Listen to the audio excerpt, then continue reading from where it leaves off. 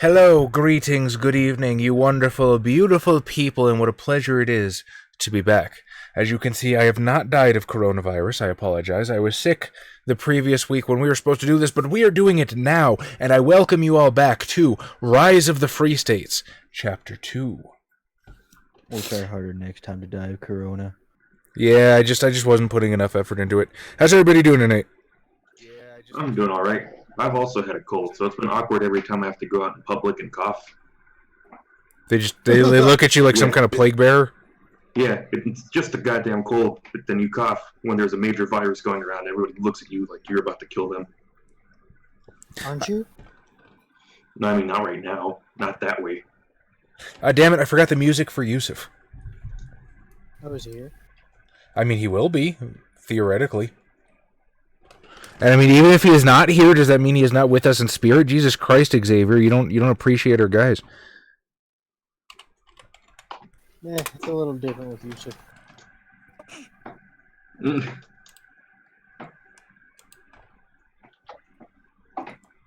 Alright, so previously on Rise of the Free States, Carlo Martino, who is not here right now,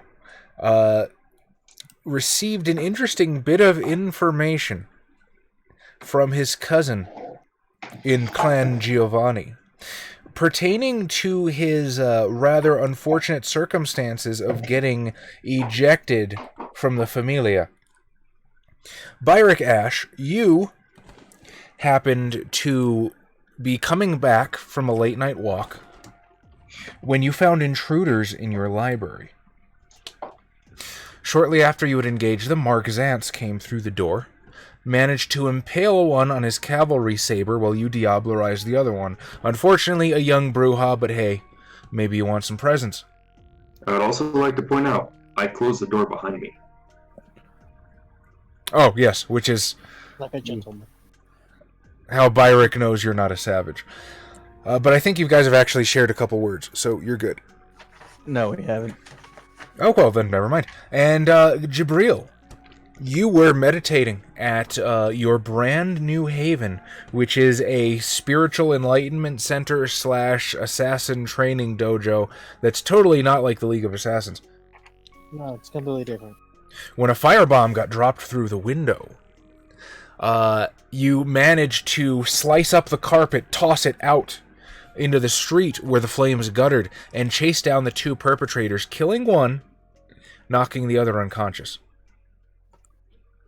That is where we rejoin the coterie tonight for Rise of the Free States, Chapter 2. Let's kick it off with Mark and Byrick in the library, as there's still a limp, torpid form hanging over your cavalry saber. Byrick, you finished draining the last bits from this young Bruja. You can feel the final give as the soul pulls free and the entire corpse turns to ash on the ground. How's it going, Commander Vulcan? Good evening.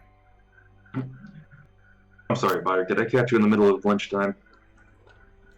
I don't think you can see me because I casted my unnatural darkness. Darkness. Unless he realizes the unnatural darkness is you. But yeah, probably it's like completely dark, and then there's a globe of like darker darkness. In that case, I'll be like, Byrick, you seem to have intruders in your house. I pray you do not consider me one of them. I currently have them staked on my saber. Beville, welcome. Glad to have you join us. How's it going, Russell? We missed you. It is not Russell. But that is how I announce myself. Huh.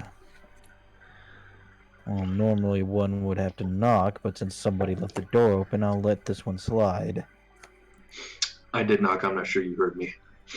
You seem busy. Yes, I have some guests.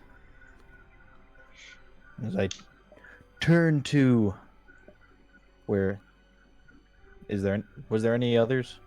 The one I have staked on my sword. I imagine I'm kind of holding them out in front of me, arms slightly raised up like they're a shish kebab. I'm like, I suppose you could probably try getting something out of this one right here. But I believe we have the same problem with some low-level intruders bargaining, or not bargaining, barging into our territory. And it's becoming quite a problem. And I don't know anyone who functions as well as a weakness exterminator, wheat chafer as you and Gibreel. Perhaps some light questioning needs to be made, or needs to be asked of this individual. By the way, ST, what happens to a vampire when their heart is destroyed? When the heart is destroyed? Yeah. How so? Say crushed. What a wonderful question. I don't know if it would necessarily kill them outright, but it would basically be the equivalent of permanent torpor, as the heart is the seat of their vitae. Okay. Then, yeah, and if there's no other vampires in my library besides myself and Mr. Zantz. All right, how's your perception alertness? My perception is very good, and my alertness is very good. That is 9 dice. Okay, with 9 dice, in the center of your preternatural darkness, you kind of steady yourself, and you just listen for a bit. You've been in this library for a number of decades. Every small creak of wood, every last chitter of a rat, you know it. You know when it's out of place. You just center yourself for a bit, listening to the ambient noises around you. Nothing. Everything seems to be calm, or as you would expect it to be. Alright, I'll dispel the darkness then. Alright. So, this... Was I just talking to like an amorphous blob of shadow?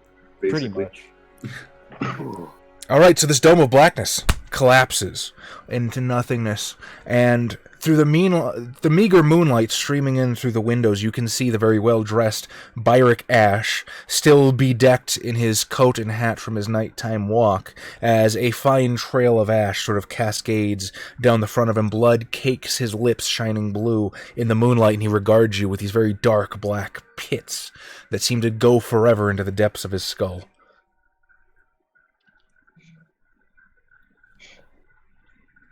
Well, then how would you like to do this? I say, pointing or gesturing to the vampire on a stick.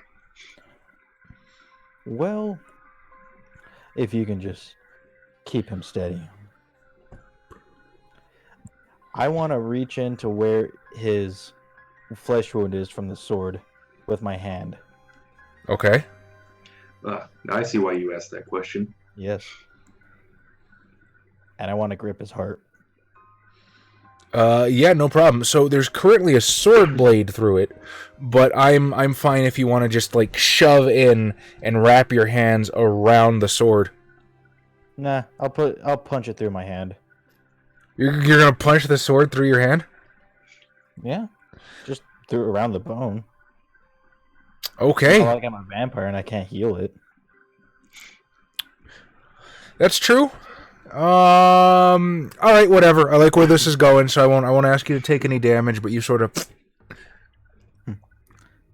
heart, sword, maybe a couple of other loose, dry organs in your hand. His lungs. Boop boop boop. You're just playing with his parts. Now, if you'd be so kind as to remove your saber. So I'm gonna slowly pull it out. As I'm doing that, I'm pulling like the handkerchief out of my breast pocket and wiping the blood off the blade as I put it back into the scabbard. Sure. So, you withdraw the blade, and Byrick, you can sort of feel the dry, withered lungs inflate ever so slightly as there's sort of a... And he looks at you, trembling for a second, doesn't even connect that you're reaching inside him. He just looks wide-eyed and goes, "Holy shit! Bird Ash is real!" Excuse me? Yeah.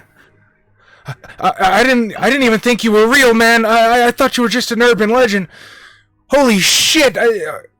What the hell are you? You're like fucking blue. Watch your language in my domain. Yeah. Whatever you say, yeah. I'm gonna kind of like squat down next to him. I'm like, you're gonna want to be polite. Yes, sir. Why did you invade my dormitories? He sort of looks around. My friend. Do not lie Oh to God, me. what did you do with my friend? It was his idea, man. Look, I didn't want to come here. I didn't even think there was anything here. He said. Yes, why? Not what happened. Why? He said there was this really powerful vampire here named Bert or Bernie Ash, yeah. And he said that if we drank him, we'd get as powerful as he was. But I thought we were wasting our time, man. I was just here to talk him out of it. And where did you hear this information? Do you squeeze his heart a little tighter when you say that? Murphy Fierro. that son of a bitch. It's the Scotsman again. Ah! Flanagan! You're like I said, man. You're like an urban legend. You, Fierro, that one Aladdin guy, the old volunteers, man. You liberated the city, but I thought it was just a story. I'm just gonna be like, am I not included in this developing mythology? I mean, do we want to be? Well, you I mean, I gotta- did attribute- Hellfire bombed. I did attribute quite a bit to Murphy Yeah. Fierro, so it makes sense that people would not recognize me as well. You're like, oh. That's what happens when you pin all the good stuff and the bad stuff on somebody else.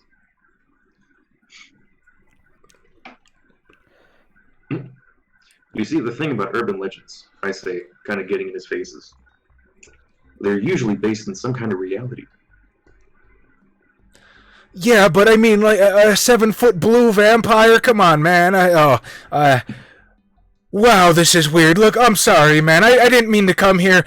I didn't want to come here. I'll never be back here again, man. I'll tell everybody to stay away. Garou Gorge Zance. By the way, how's it going, Yusuf? I saw you sidling here. Speaking of which, before Bayek is about to possibly end your own life, I'll try to talk him out of it if you answer my questions correctly. Why exactly are so many of you coming into this city and just thinking you can do whatever the fuck you want? Because you see, that's causing quite a bit of problems. I'm gonna kind of lean over like it's just negotiations. Coming? I didn't come from anywhere, man. I was born here. My mom was born here. I got turned like 3 weeks ago. This isn't my choice. Fucking really? Oh, okay, so somebody else is responsible for this. Who's your sire? Who is your manager? As your hair reforms to a different The Karen. different style. You see, He... because you whelps, younglings, have been causing quite a bit of issues for me and some of us older vampires here, such as Mr. Ash, in that you are attracting the attention of the werewolves. The Ooze. No, that is an important thing that I didn't mention in the recap. The Garou Nation are getting pretty tired of squatters pushing into their territory, and they're threatening to do something about it if something isn't done about the current kindred overpopulation. They will. So we must purge ourselves. That's what I'm starting to think. My sire? What do you mean, like my king? Who made you? Who turned you? Oh, shit, man. I didn't get his name. I was fucked up one night, and there was this guy. Sorry. I was really inebriated one night, and there was this guy. Real nice hot rod, leather jacket. I don't know, he seemed friendly at first, and like really What's the word? Like magnetic. I don't remember what happened after that. Can I roll intelligence politics to see if I recognize who he may be, or get an inkling of who he might be Something talking greasy. about? What's your intelligence politics dots? 7 total. With a 7, you don't need to roll. You're probably an Italian.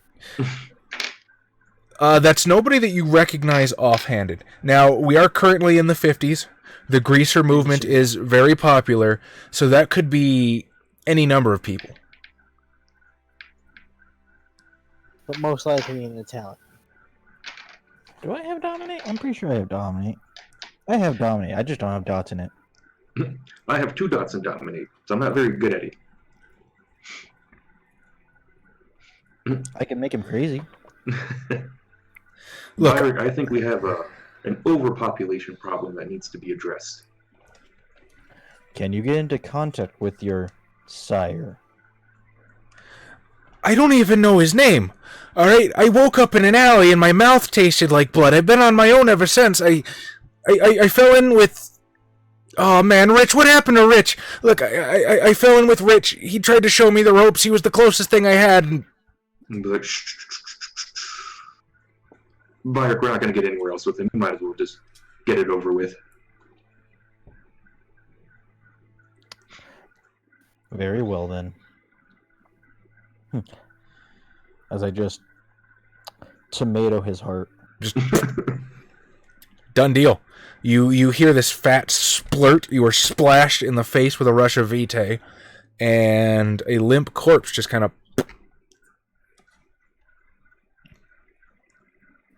I don't know. I honestly don't know if that would destroy him or not. Byrick has 6 dots. 6 dots of Mythosaria? Yes. Whew. Yeah, that's probably going to end up turning him to ash, actually. I think the only things you can't regenerate is the head and the heart. So that destroying it outright, he's probably gone. I mean, if you want, you could probably just stick your thumb into it and drain him. Nah. I'm full. I mean, yeah, but you can suck them off. Get that sweet, With one more dot, I can steal people's abilities permanently. All right, so as Byrick and Mark watch this brand new corpse molder on the floor, let's go over to Gibreel. No, let's go to Carlo. You're right, let's go to Carlo. Currently crying in the back of what was it, a Triumph? Or in the driver's seat of his Triumph car. He's just driving home real slow. Every time there's a fucking noise, he punches the gas. Ice cream truck. Ah! No, I'm sure there's some Alcavian out there just like a clown driving in an ice cream truck in the night. Yo, what the fuck? That'll get you shot by anybody, anywhere. You know there's a Malkavian that's Pennywise somewhere. That Pennywise just isn't Malkavian. No, Pennywise is a fucking eldritch abomination. By the way, how's it going, Mazzy? This is the 50s. I don't think everybody's a transplant quite yet. We all float down here. There's a few native Mexicans. Yo. Native Mexicans. I'm sorry if that term offends you. Sorry, Tigua. Let's not get into the false tribe. Still Gibreel. Yes. I think you cut a hunter's arm off, didn't you? Well, he straight up fucking killed one. And then I think the one currently at his feet in the middle of the street has a dislocated arm and is unconscious. Yes. I'm gonna drag him back inside. Okay. How do you want to do that? Because you just hurled flaming carpet into the middle of the street. There's probably a couple of people that are going to take notice. Also, maybe police and fire department coming to investigate. Yeah, probably well, I have a secret entrance that goes to the basement. Because, duh, there's always a basement. Okay, describe the secret entrance to me. It is actually an offshoot from one of the sewers. So you just I played Bloodlines. I know how this works. you just like rent the space from the Nosferatu? Basically. Ah, yes, the best part of that game. Yeah. That was brutal. You know what? It wouldn't have been so bad if there was more blood available. Oh, the sewer level? Fuck that level. Alright, so you make your way through the sewers. I'm more than certain that between your dexterity, your stealth, and your celerity, you've got plenty of dice to do this. Yes. So you slip in through the sewers. You can hear the echoes of the rushing water and the rats crawling along the pipes as you drag this guy through the muck and the shit and the sludge up another probably well-hidden, well-disguised ladder, emerging into the basement of the Spiritual Enlightenment Center. And then what happens? I tie him to a chair, wait for him to wake up. Hmm, Gonna go all Guantanamo on him. Slap him in the scrot. That'll wake him up. What is this, 007?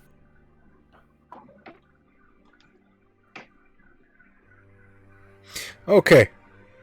Well, I wait for my fantastic Onyx Dice app to load. X, why don't you roll me 3 dice at a difficulty 6? Sure thing, buckaroo.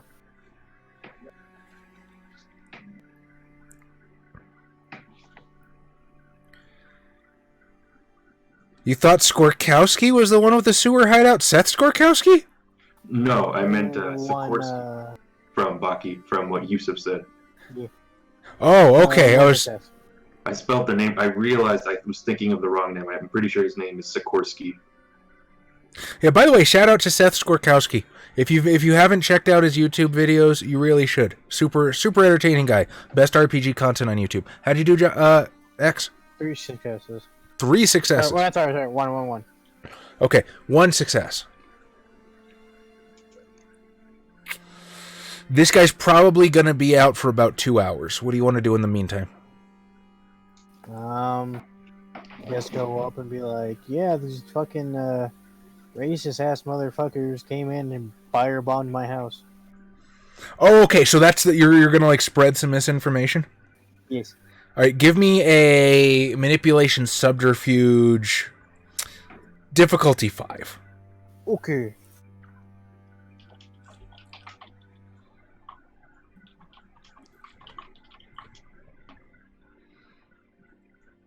So I found out, and I don't know... Success. How much? 1. Okay. So they're not sure if they completely trust you because you're kind of foreign, but they seem to buy it well enough and move on to go ask for other eyewitness accounts. Oh yeah, but I found out that Seth Skorkowski has the same publisher as our dear friend C.T. Phipps. So, world's a big old circle. No, it's not. It's flat. Alternate facts. Josh and Tom, while Gibreel is sort of schlepping his story, and we're waiting for those 2 hours to pass, just so I can sort of pretend like I'm interested in keeping the timeline consistent. What are you guys going to do for the next 2 hours, or rather, what is your immediate plans? Just chill out. I was going to, well, I'm sure from what I said that Byragash is now going to know that the werewolves are threatening to attack due to kindred overpopulation. Okay, I mean, we can obviously say that you explain that to him. Yes, and so show him the I big think, sack of ash in your trunk. That's probably spilled by now. But I'm going to explain to him that we probably need some kind of culling. And if not, we need to have some kind of control. Whoa. Culling is a strong word. There's a lot of young vampires making a lot of dumb decisions. Too many men. Too many people causing too many and, problems. and Mark Zantz isn't a very nice man. So I'm going to explain to him. I came to him for the purpose of, because I know Bayek, from a philosophical standpoint, believes in culling the weak. And obviously there's a lot of weak people causing a lot of problems for the rest of us. And that's the explanation I'm trying to get him to understand why I'm coming to seek his assistance and possibly getting rid of some of the more unruly kindred in the city. Okay, so let's role play it out. Byrick, he explains to you what has happened that night to him and his conversation with his werewolf contact. And how does Byrick respond to that? You're asking for a lot of blood on my hands here. Unfortunately, I cannot be everywhere. Well, I'm not asking you to kill everybody. I'm going to help. And I'm going to ask Gibreel for help. You two are gonna kill everyone. I'm going to stand by and perhaps stake a few people. Together, we will make the legacy. Both of us together can come close to what everyone thinks of John Wick.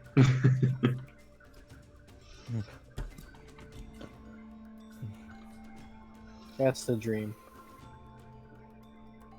Except they'll keep misremembering my fucking name, apparently. Larry Bird. Bird Ash. To be fair, that can sound sinister if you say it correct. Birdess? Oh, no, Bird Ash. Sounds like some kind of mythical spirit. Hey, butt ass. And obviously, we don't have to kill all of them. The mythology of Bird Rash. There was no avian flu. It was Byrick Ash the whole time. Sorry, what's up? I'm explaining to Bayek Ash, I would like to find these people just embracing people left and right. Well, if it's anything like long ago, then could be the Savant. Oh no. Now that is a very, very relevant thing to say because Byrick Ash would draw conclusions back to the old mass embraces. That could be problematic. I know you are for the most part only nominally adherent to our anarch sect. But as you can imagine, if things continue to go as they are, I point to the pile of ashes currently littering either his nice hardwood carpet. This is only going to continue to increase. It is absolutely hardwood floor. I'm assuming you don't want to have to clean this up every night. I'm going to have to clean it up now.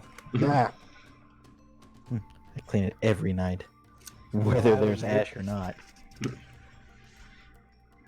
And there's your funny image for the day. Byrick wearing an apron, brooming the library. Got the maid apron and the bandana on. Still wearing everything else. Yeah. Do you know how to get a hold of the foreign one? Gibreel, I believe I do know where his enlightenment center is. Gibreel, do you think you would have given out your phone number / address to your coterie mates? Yes. Well, even better than that, I probably gave each of them an owl. That immediately flew off because nobody besides you has animalism. I mean, no. It's like a messenger pigeon, except it works at night. So, like, basically, you put them somewhere. Well, you know how messenger pigeons work, right? Yes. Like, they always know their way back. Yes. Yeah, basically. So they have one that is a one-way information. So if you tell me something immediately, that's what you use. Did Or you you can actually use give it us as a each an phone. owl? I mean, yeah, you each have one at your residences. There's just a glass dome. Break the owl glass. Pfft.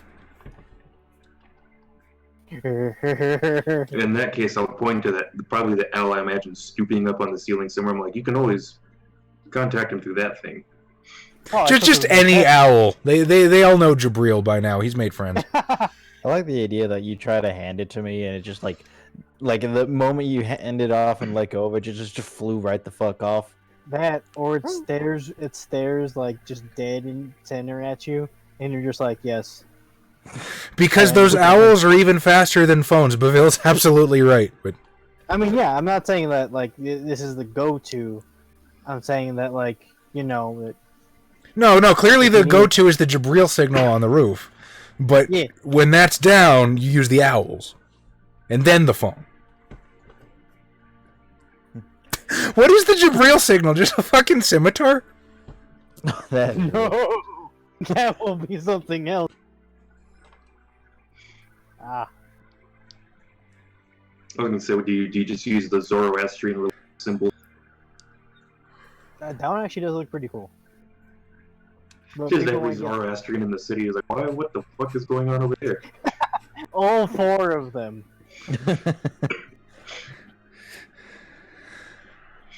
Except none, because they're actually asleep. Unless there's another one of me. Well, if you did give us your address and your phone, I'll say we can call him. But I was planning on driving over there next. And then he gets mad that you're not using the owls. Like, those weren't cheap, guys. You know, I bought that special. I had to steal so many barn owls. It had to be specifically barn owls because they're the scariest looking ones. There's some wizard out there who doesn't have his fucking owl because of you. Well, you know what? They only last like 6 books anyways, so... Wasn't there like an illegal pet trade problem because of the movies with barn owls? Or people were buying barn owls and not taking care of them? I remember that. Because people were like, I want my Hedwig. Hedwig, however you say it. That being said, does that mean there's less pigeons because of the influx of owls? Probably not. Well, that's how Futurama ends up having an owl problem. They try to get rid of the rat. They try to get rid of the rat problem by bringing in owls. That's why in Futurama, the future has an owl problem. We're owl exterminators. Oh, okay. Then go ahead and exterminate this owl. And he's on tongs. Oh wait, no, it wasn't on tongs. He had it on a fucking. He actually had it on a glove thing. It's like, why did he have that? Just in case. I will explain to Byrick then that I was planning on going to his place of residence next, if you'd like to accompany me. Very well. I will get the carriage ready. No, I have my Phantom outside. By which I mean a Rolls-Royce Phantom, not a literal Phantom. Although I do have Phantoms now. Yo, what is this? The fucking Scooby-Doo and the Reluctant Werewolf? Byrick will just give you a blank look. The Jalopy? Ah, yes, the automobile. Ah, yes. The automatic carriage. Yes, I have mine waiting outside. The Iron Horse. What year is it? It's the 50s now, right? What did I say? It was 56? Yes. So I'm assuming an electric vacuum cleaner was invented. Oh, shit. Yeah, Yusuf, you're 100% right. I'm like, as Byrick is finishing up his sweeping, I'm like, I can buy you a vacuum cleaner. It'll make this significantly faster. But it's so loud. Is Byrick the kind of curmudgeon that's just like, convenience makes one weak? I will pick each of these ashes up with my tweezers. If anything, it's more With just out of celerity. touch. Just like, because he solemnly goes outside. You mean seldomly? Seldom, there you I go. was like, he probably does it solemnly too. He usually goes by himself.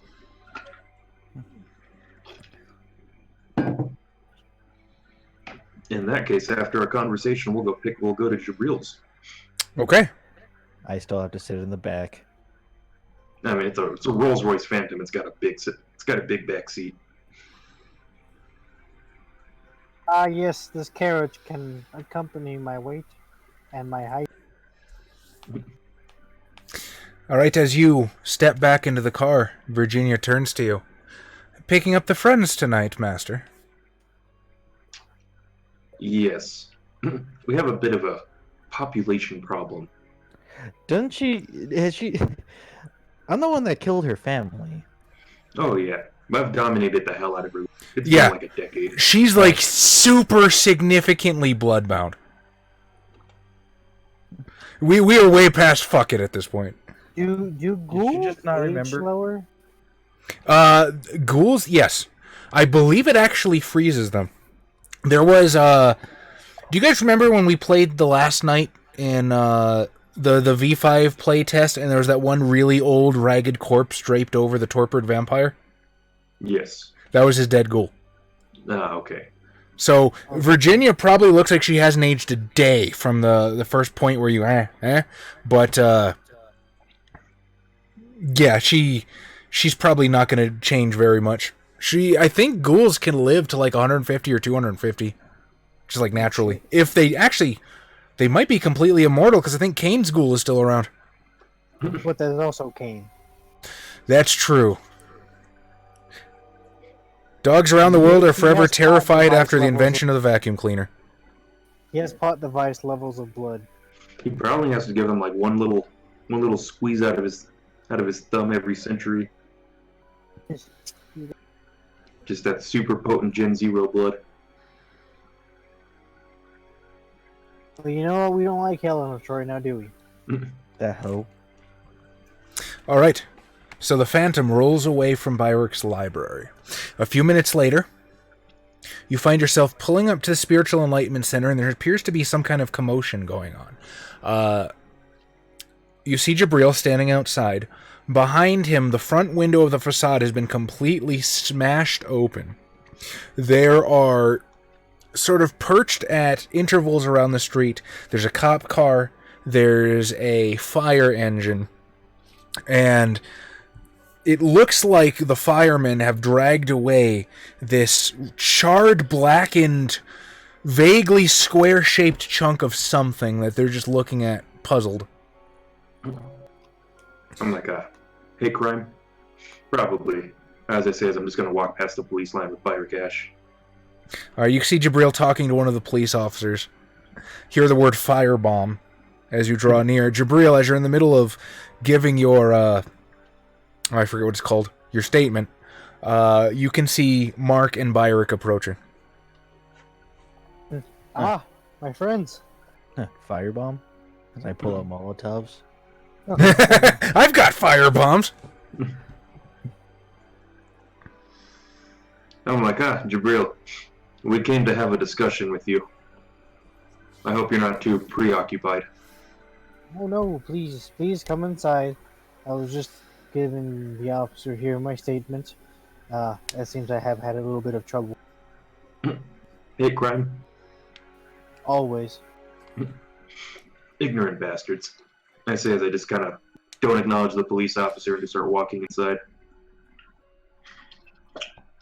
Sir, I'm not sure if it's safe yet. There might still be assailants in the area. I'm just going to activate Dominate and say leave. Masturbate.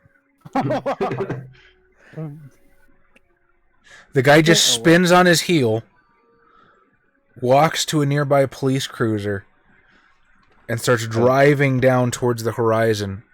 And a couple minutes later, you see another cop do a double take, and then start running after, trying to wave him down. Yo, what? My ride. Just as I turn back, I'm like, oh, he's going to have to walk back to the station. I'm sure he could use the exercise. Mark, as you step in through the front door, there's this acrid tang of smoke and some kind of accelerant just hits your nose. And there's this huge chunk just torn out of the carpet. And again, most of the front window is lying in the street at the moment. I'm going to kind of look around the room and turn to Gibreel and be like, are you also having problems with the neonates? From the top of the staircase, From the top of the staircase, you can see the wizened old Zahid as he sort of peers at you from the shadows. Acknowledges your presence and disappears back up the stairs. Go ahead. Oh. I'll give him a gentlemanly bow. He'll sort of nod back, and then he's gone.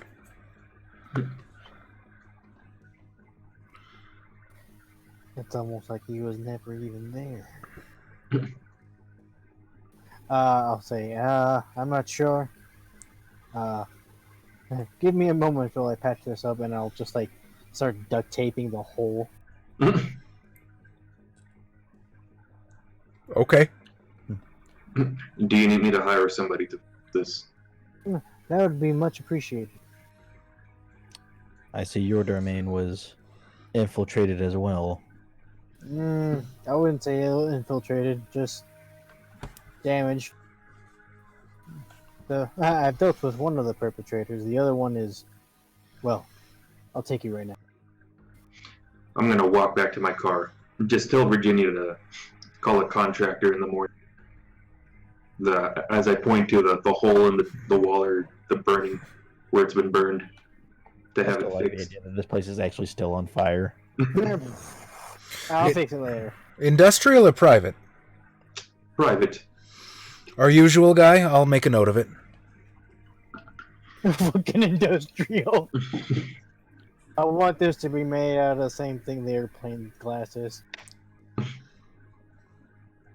Oh man, I think it was a concept demo where somebody made I don't know if it was like a hard plastic or something like that, but it would be like the top of a plane that you could see through it on all sides.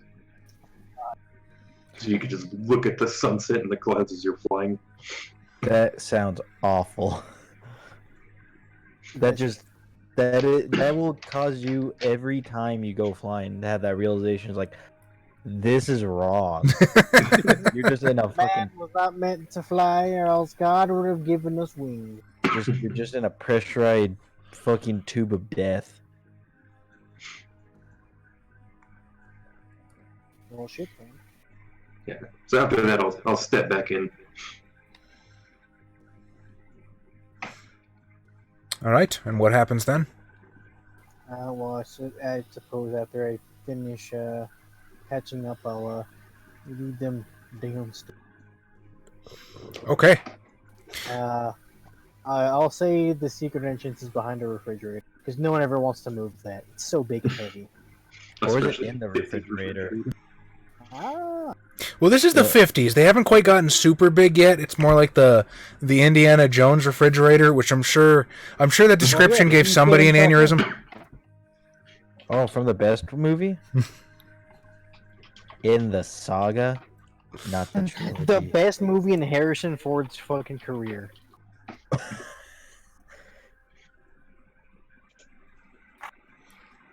All right, Gibreel. Gabriel shows up. It's the same name, it's just in a different dialect. Gibreel pulls out the refrigerator, behind which you can see a row of stairs leading down into the darkness of a basement. As you descend, do you have this lit in any way, Gibreel, or is it just totally stone dark? Yeah. Well, also there's some candles. Okay.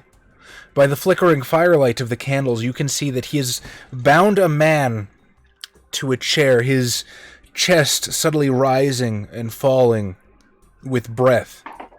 A mortal. He is somewhat advanced, maybe late 30s, early 40s, hair thinning just a little bit up top. Dressed like the very sort of rigid upper middle class gentleman with too much time on his hands. Gibreel, did you take any time to search him before you strapped him up? Well, I mean, searching for weapons, not really like anything else. Okay. Then, if you were to go through his belongings, you would, of course, find his wallet, which probably some cash and an ID. I almost called him Frank Herbert, but that's the author of Dune. So we'll go with Frank Norman, age 37. He's got a very lovely crucifix on him, and a hammer and a stake. Ooh, I say as I look at the things, I'm like, this one's not a neonate, this is a hunter. Well, Gibreel, it seems we all have similar problems stemming from this. Well, we all seem to have different problems stemming from the same root. I would not want to kill Frank Herbert, Yusuf, believe me. And what What problem would we would do that be? without the spice? You used to be a spice smuggler? Not that kind of spice. Truly the worst, just absolutely worst person. Said the ex-SS officer.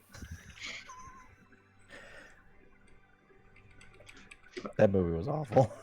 Oh yeah. I'm going to say, Gabriel, I'm going to assume this hunter forgot about to the overpopulation of our kind in the city and the lack of control over them. You see, I've been told by one of my contacts that the werewolves are planning an attack if nothing is done about our kind impeding upon their territory. As well as Mr. Ash over here and yourself seem to have become some kind of urban legend. Ah.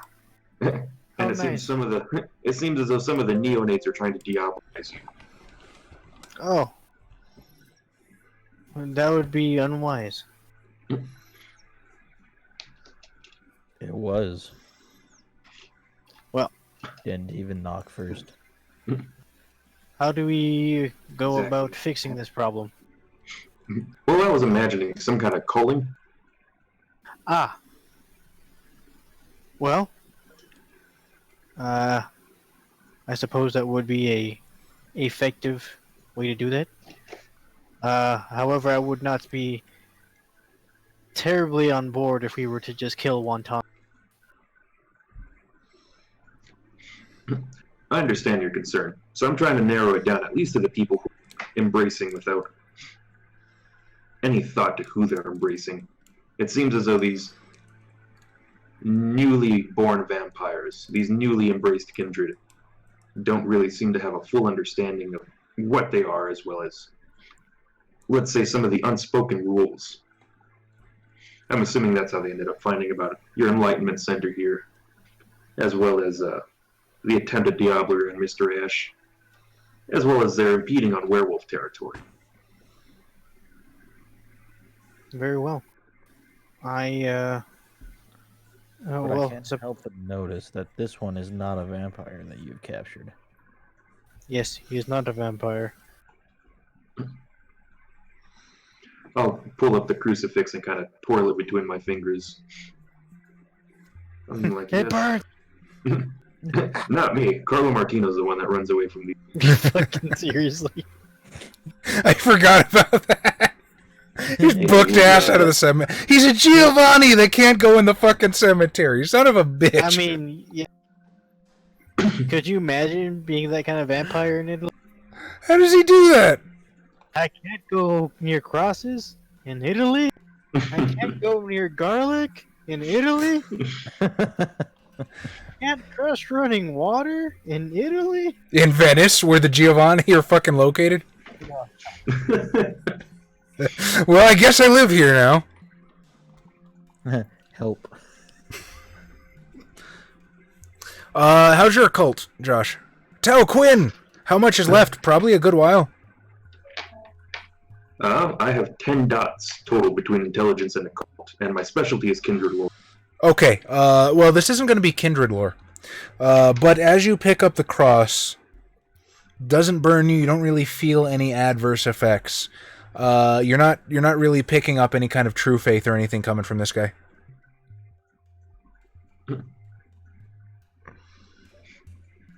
I don't think this one was terribly well experienced or well versed in the hunting arts. Once again, I'm assuming this problem is stemming from the population as well as our lack of centralized control. While I understand our philosophy is allowing others to do what they may, it seems as though too many of us are having a little too much fun with our freedom. Understood. I'll slit his throat and then chuck him to the sewers. You're not gonna ask him anything? Nah, Okay. I got what I needed. Okay, so just take him out and done? Yeah. The I can't Nosferatu drink can him. have him. And you can drink him if you want. No, I can't. Oh, you can't? Why? I'm a venture. Oh. Only the richest people. Yep. Aha, but he's rich in Venezuela. I don't know. He might be a gold digger.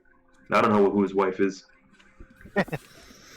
It's the 50s. There's no such thing as a male gold digger yet. Because there's no women with money. Alright, so yes. Okay. What path are you on, Gibreel? The Path of Harmony. And you specifically took the White Wolf Wiki version, right? Yes. So now I have to punch that into my fucking tablet instead of looking it up in the book. Well, how is the one on the wiki different? It's very different, actually. Well, I mean, What Yeah. book does it stem from? Well, the wiki is the revised version. So the V21 is Chaz, you are a very welcoming ST. I'm really not. Like, to tell you the truth, when I first found out he took the one from the wiki, I kind of wasn't happy about it because, like, I literally gave them a list of here's the acceptable sources you can pull from, and I kind of felt like he ignored me. But at that point, I was just like, you know what? We were streaming we were recording the first session, and I was like, you know what? Fuck it. I don't want people to have to remake their characters. We're already done. And then at this point, it's like, you know what? Fuck it. It's been years now. There's no point crying over it. well, I think I just saw, like, oh, there's alternate paths, but it didn't give me any tenets. I think it's supposed to use... Because Path of Harmony is basically the hippie version of Path of the Feral Heart, if memory serves. So I think it was... Path of the Beast. that one. I'll be right back again. Okay. Tom's got to check on his roast.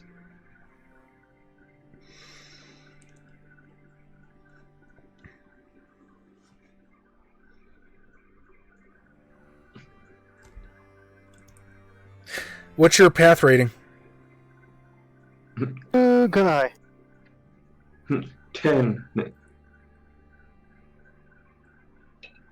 Perfectly harmonious. I like to imagine when he split that pizza up, Matt. Okay, you're at 8. So how do you feel about killing this man? I'm assuming it... Well, how do you feel? He was a hunter. I really couldn't let him live. Okay, so you felt as though it was necessary? Absolutely. Okay. Then, by the tenets of your path, you have committed no sin. Just Go as up there now, chuck got him out some into the sewer. I'm just gonna be like, oh, okay, not gonna ask him how he found out about us. Just fucking throws him down, there's a splash. As well as just one Nosferatu. Ooh, dinner. Din din. I mean, yeah, I'm assuming that's the deal, right? Like, hey, we can give you bodies. You know the Nosferatu don't need bodies, right? Like, blood from a corpse doesn't do the same thing unless you're like a special brand of fucking Cappadocian. I mean, maybe not, but they're not dead immediately.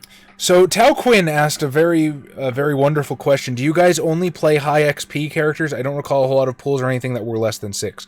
So No, that's because we don't try to do anything if we don't have that kind of dice.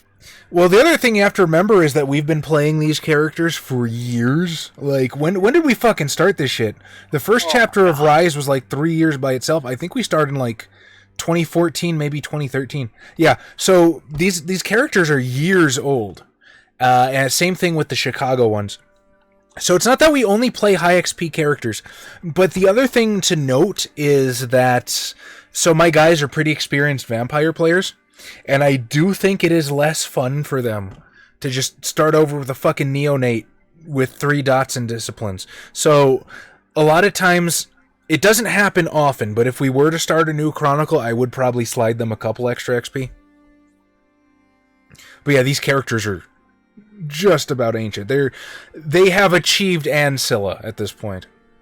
By the rule, But by the rule, if not the setting.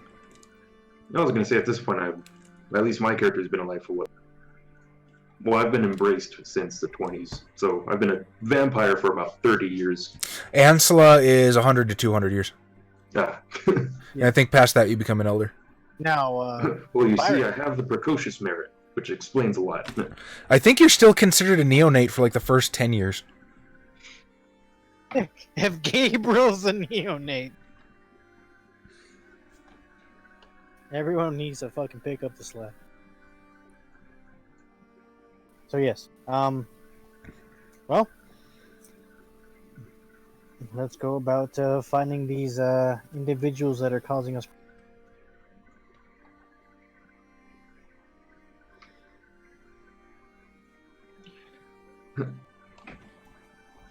I'm going to think for a second and say, well, obviously we can just go around looking for random kindred, staking them and killing them. However, I only have one description to go off of so far about somebody who is just embracing willy-nilly. However, we should probably find somebody who's close to some of the more youthful of our kind.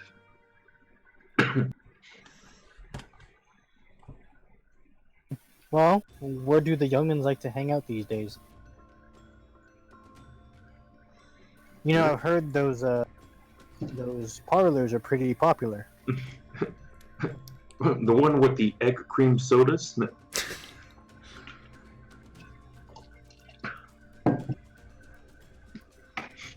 Alright, yes, we need to go to the sock. That is a thing in these days, isn't it? Sock hops.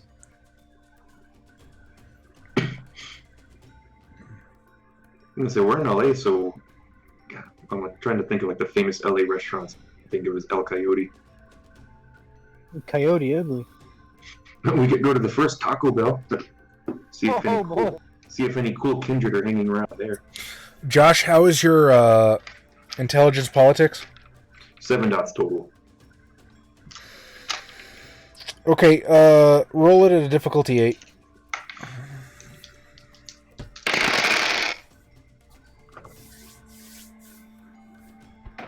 Three successes. 3 successes. So, the two people, or rather the two kindred that broke into Byrick Ash's library. Well,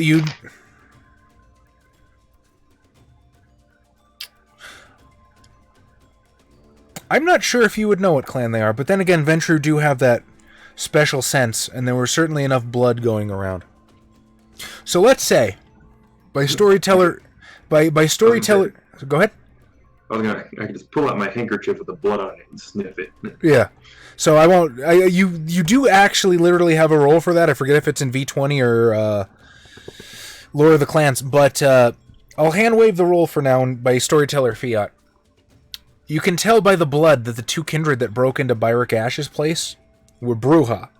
Now, that's one of the most common clans in the city. That's not necessarily anarchs, rebels without a cause.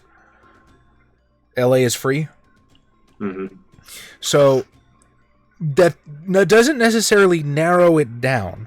But if you were looking for a place that Bruja tend to congregate, your best bet would be the last round downtown. And I'm assuming that's also where a certain pirate likes to hang out. You can, more often than not, find Smiling Jack there. Because that's who I was thinking of looking for initially. Nice.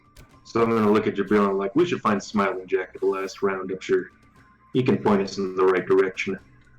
I haven't seen him in a while. I hope he's doing well. He'll probably shoot us the moment we walk in. Okay, I'm back. We're going to go find Smiling Jack at the last round and ask about the young vampires. Oh, has he been making young vampires again? Not Smiling Jack, but I'm assuming he probably knows something about what's going on. Very. I will bring my equipment. Well, I left my new toy at my library. Do you just pull like a yoga mat off the wall and there's just like a bunch of hidden weapons behind it? A yoga mat? No. It's in my bedroom. Because I don't want anybody coming in here and, accidentally knocking something over and like, oh.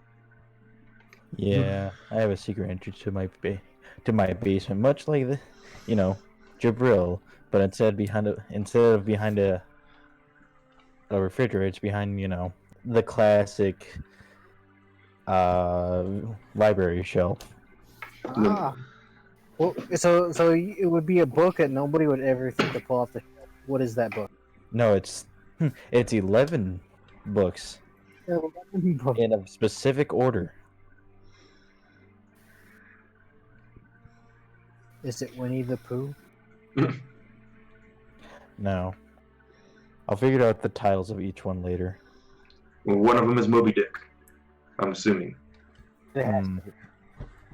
Moby Dick's scholarship hasn't quite achieved what it is at now, so he's not a super popular thing to read at this point.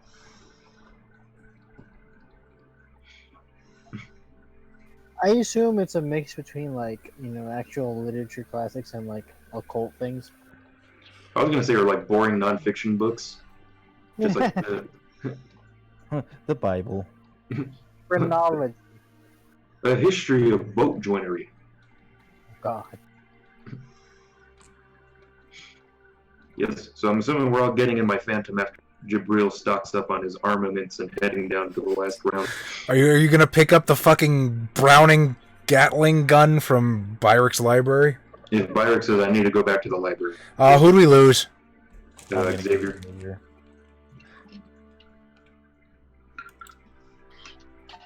Aha, I did do the big brain thing, but it looks like we won't need it right away. X, can you hear us? Can you hear us from beyond the veil? I think so. Okay, we're good.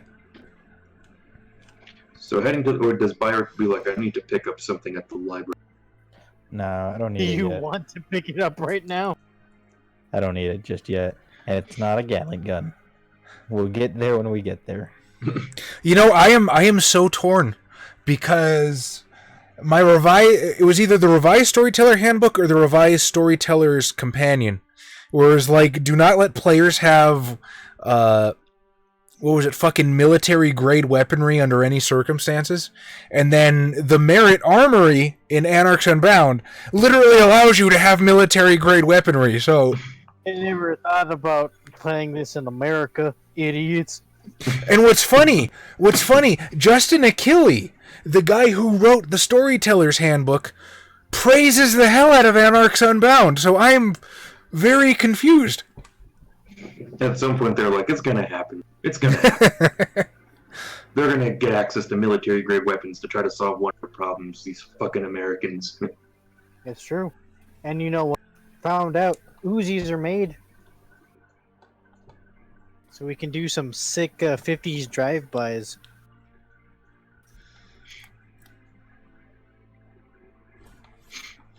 So driving to the last round with the fully armed Gibreel. And I mean, I only have things. I assume I still have my pistols. Okay, so I need to know who's stocking up with what. I always have my... Well, I mean, I assume I picked up my pistols when, Marks asked me to come on a culling. I assume you don't go anywhere without them. If I go for a walk, I might not. Really? That's surprising. Eh. He's still a living weapon. Well, I usually have my Smith & Wesson in my jacket, and I usually keep the cavalry saber in the car. Okay. Gibreel, what are you strapped with? Well, for my quiet things, I got my whale rod, and then for my less quiet things, I got I got the classic 1911. But as far as melee goes, I got my kukri. Ah, Dracula Killer. Yeah. Oh, the Texan? Yeah. Only takes a certain kind of person to kill Dracula, and that's a Texan with a kukri. Did you guys ever see that one Dracula point-and-click game I played for the channel once? No. You actually find Quincy's grave, which is weird because that just implies that they buried him in fucking Transylvania. It's like, leave him here. Fuck him. That was the Victorian era, though. That was probably way harder to transport a dead body long distances. Dracula did it. Anyway. So did Dio. The The Phantom cuts through Los Angeles, through the downtown district, and slowly the palpable grime that accumulates on the sides of the buildings seems to grow thicker. The paint seems to be more faded. Dirt clings to everything and everyone here. The lights are wan and flicker. As you draw up near the last round, you can hear the hum of what little nighttime traffic remains going over the overpass. There's a throng of life outside. Homeless people, prostitutes, those gathering to either harass the former or negotiate with the latter. The dregs of society coming together for when their lives finally take root. Your Phantom sticks out like a sore thumb here. Most of the cars here are banged up POSs, dented, looks like they barely run. Some of them from the 20s, the 30s. Oh, God. Yeah, what do you... And this isn't exactly the best neighborhood, so what do you want to do with it? Well, Virginia's in the vehicle, and my retainers, I'm assuming one of my retainers is chauffeuring me around. And Is that the case? I thought I asked you and you were driving, but if you want to have a driver take you guys around, that's fine. Describe your driver to me. Well, I assumed I had my driver because I was in the back seat with Virginia drinking somebody in the back of my vehicle. Okay, so I was wrong then, but yes, tell me about your driver. Well, I had 4 retainers. One of them's Virginia, fully fleshed out. The other, I used to have more, but then one of them got killed by He's a Don very Sebastian's quiet guy gang. with tinnitus. Well, for now, I'll just say Javier, young Hispanic gentleman, respectful. Javier, take us around the park. I like his hard work ethic that reminds me of myself. And both him and Virginia are strapped at all times just in case I need support. What do they carry? I actually wrote it down. Or I have it on Virginia's character sheet at least. Where are you, Virginia? It's not super important right now.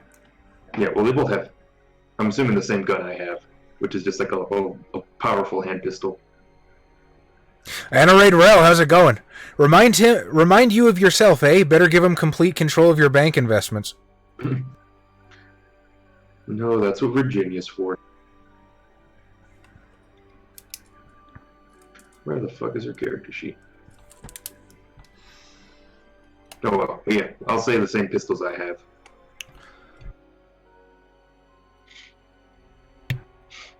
I'll tell them for now to keep moving but stay in the area. And if worse comes to worse, don't be afraid to point a gun at somebody's face.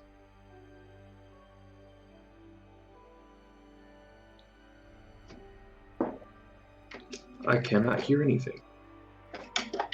None of us are talking. It's true. Or if Charlie's talking, he can't hear himself. Holy shit, I've been muted this whole time. Ah, that explains that. Wait a minute, was I? Not You- the whole time. I couldn't hear you for the past couple of, the past 10, 15 seconds. I didn't press the button, did I? Oh man, muted for the entire stream. How crazy was that? For like a minute, maybe. Okay, you heard me read off Anna Raid Rel's comment, right? Yeah. Okay, then we're good. Weird. My whole setup tonight has just been some kind of weird wang-bangler, so there's some fucking Cthulhu shit going on. But at least I know how far back I am. Goddamn technocracy trying to keep us down again. Fuck something. We'll break your consensus one of these days. Just not today. Anyways, what were you saying after you read Raid's comment? Okay. So Javier will sort of nod to you in the rearview mirror. Yes, sir, Mr. Zantz. Are you gonna be safe here? I'll laugh and point at the Gibreel and Bayek. I'm like, oh, I'll be okay. As I say, as I strap the cavalry saber to my side and make sure my pistol's loaded. Depending on how young Javier is, he probably would. Do you think he would recognize these two? Because he probably came into your employ after Chapter 1. No, yeah, probably. But he probably doesn't recognize him. But Gibreel probably has a kukri sticking off of his belt. Firecash is 6'7". No, 7 and glows in the moonlight. All right, sir. I'll trust your judgment. Height's nebulous. I'll be in the area. Please don't hesitate if you need me. I'll fire 3 shots into the air if I need you, and you're not within yelling distance. I'm assuming your other servants besides Virginia are 1 not bloodbound and 2 not privy to the vampire thing? Yes. Yes, what I said is true? Yes. Okay. All right. So, Javier pulls up to the last round. Door slides open, and immediately, all eyes are on you for a second. And you can immediately start seeing the throngs of prostitutes, the homeless people, edging in your direction.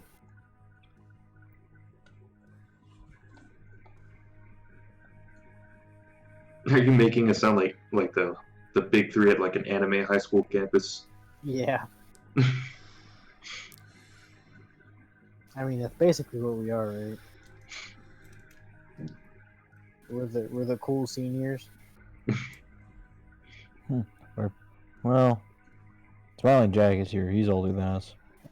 So we're the up and coming junior. Yeah. I mean, the people approaching you now are probably doing so because you're climbing out of a Rolls-Royce Phantom, and they think you have money, which is not fully off the mark, is it?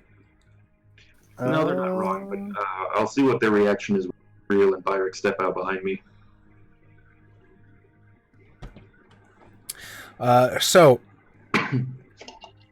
a very tired woman, red hair, maybe in her late 20s, but with sort of the dark rings around her eyes and the sort of way her face has begun to sag, she looks closer to early 30s. In a very scandalously short dress, will sort of step forward to you. Hey, honey, need some company tonight? I give group discounts.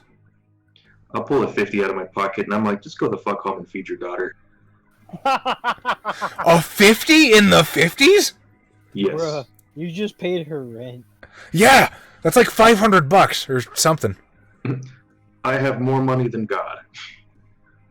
So $35 was about $250 in the 60s.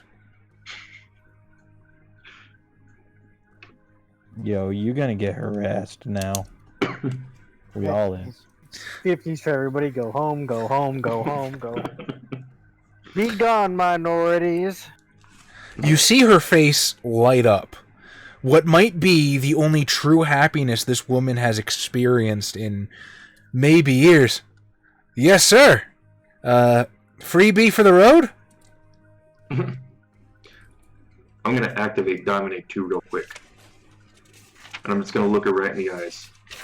And I'm like, you're going to go home and have some serious reconsiderations about what you're...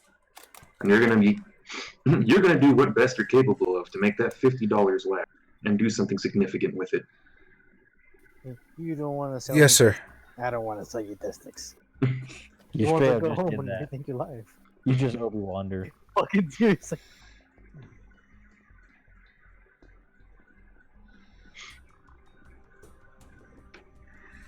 Wait, Talquin, were you just gonna give me the vote for like no reason? Which I'm fine with, but like.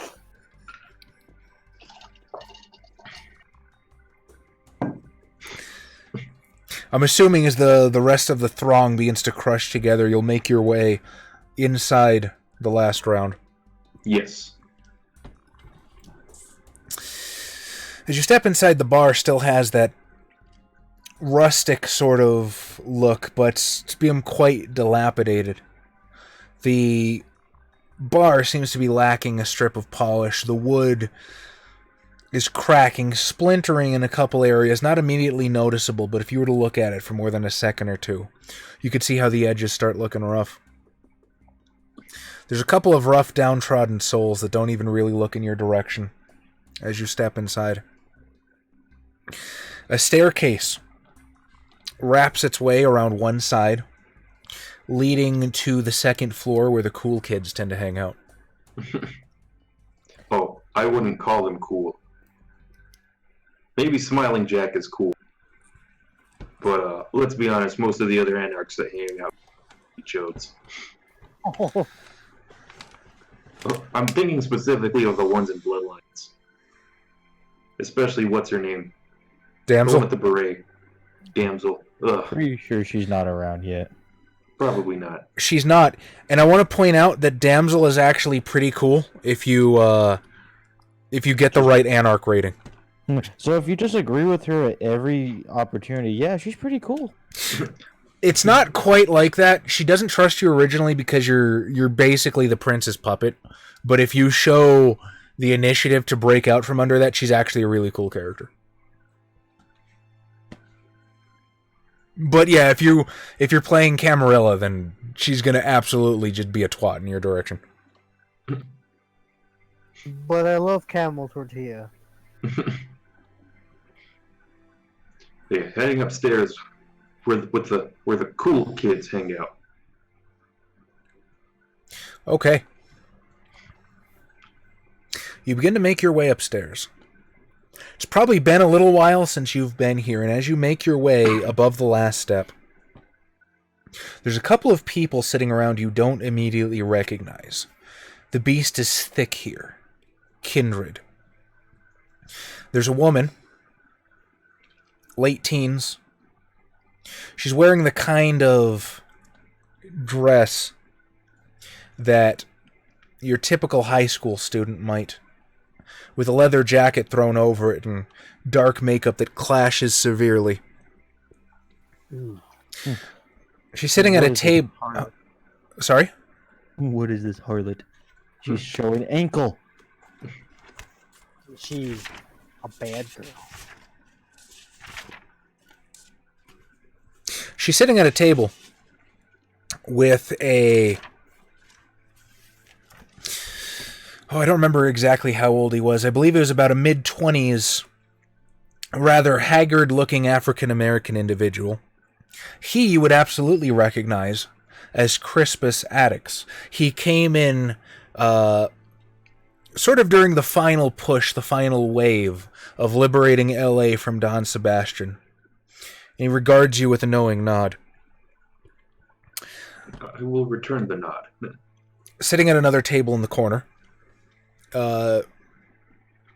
dressed in warm, if ragged, contemporary clothing, is Nines Rodriguez, who looks at you again knowingly, very cognizant of what you've done for the city, but doesn't really make any motions or say anything in your direction, nor is he hostile. I guess Nines is cool too. Okay, just so we're clear, it is the Crispus Attucks from the American Revolution, right? That's the one. Not just the name he took up.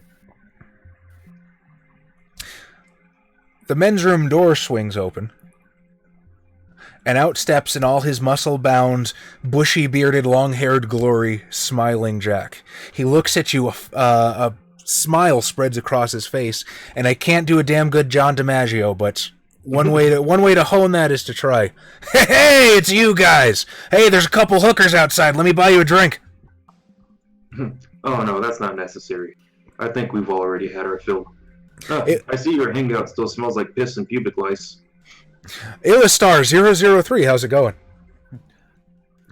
Why The does locals don't like it secretary- if we change the ambiance too much. Why do the correlation? Or what is the correlation between the harlots and refreshments? Let me buy you a drink. Because there's women of the night. No, because you drink blood. Buy you a drink. Uncultured people. Never mind. So he pull up a chair, bigwig, have a seat, and he'll sort of kick out one of the chairs in your direction. I'll go ahead and sit down. Adjust myself in my seat. I will stand because I'm sure these seats are all dirty and poo-poo. They're not in great condition. Byrick, what about you? I was offered a chair. Well, you only kicked one chair. Yes, but it was like a royal chair kick, a communal chair kick, if you will. Byrick, I still see you're still scary as fuck. I don't understand. Gibreel, still forward? I am working on my citizenship. You're not going to be like, I feel like I've acclimated. I have So gone to... Yeah. You know, like, But, I've gone to your sock hops and your malt shops. I've already performed at least one hate crime on another minority group. Truly, this is the best. And this is the best country. No one can ever come close to it.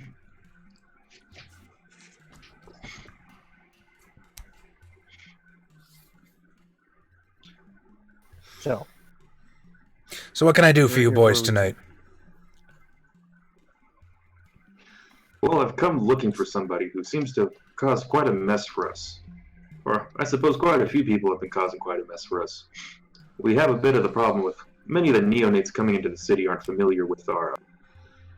do we still call them traditions? Because I remember at the end of our chronicle we had McNeil read out like the tenets of the Anarch City that we were establishing.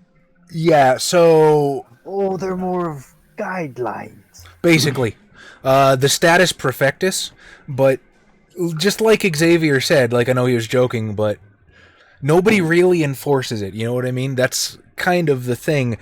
Now that the old regime has been toppled, there are no laws to live under currently. So while the status perfectus is a set of ideals that were outlined by Jeremy McNeil and the Revolutionary Council, they're not what you'd call laws. So someone needs to enforce these rules.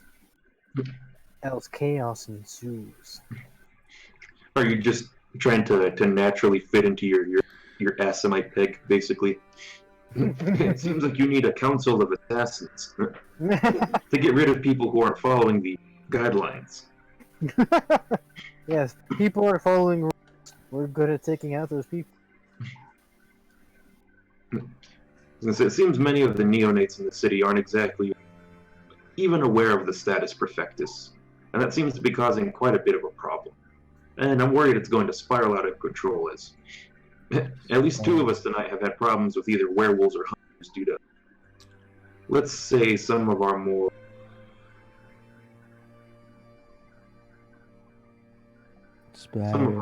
active members. Werewolves, huh? That sucks. I know a guy in Salvador's domain gave you a discount on silver bullets. Ooh.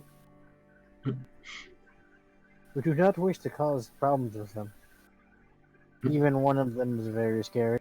I don't want to see what would happen when possibly hundreds of them show up. Yeah, ain't too bad. You're just like, they bleed just like everything else as your rounds into your chamber.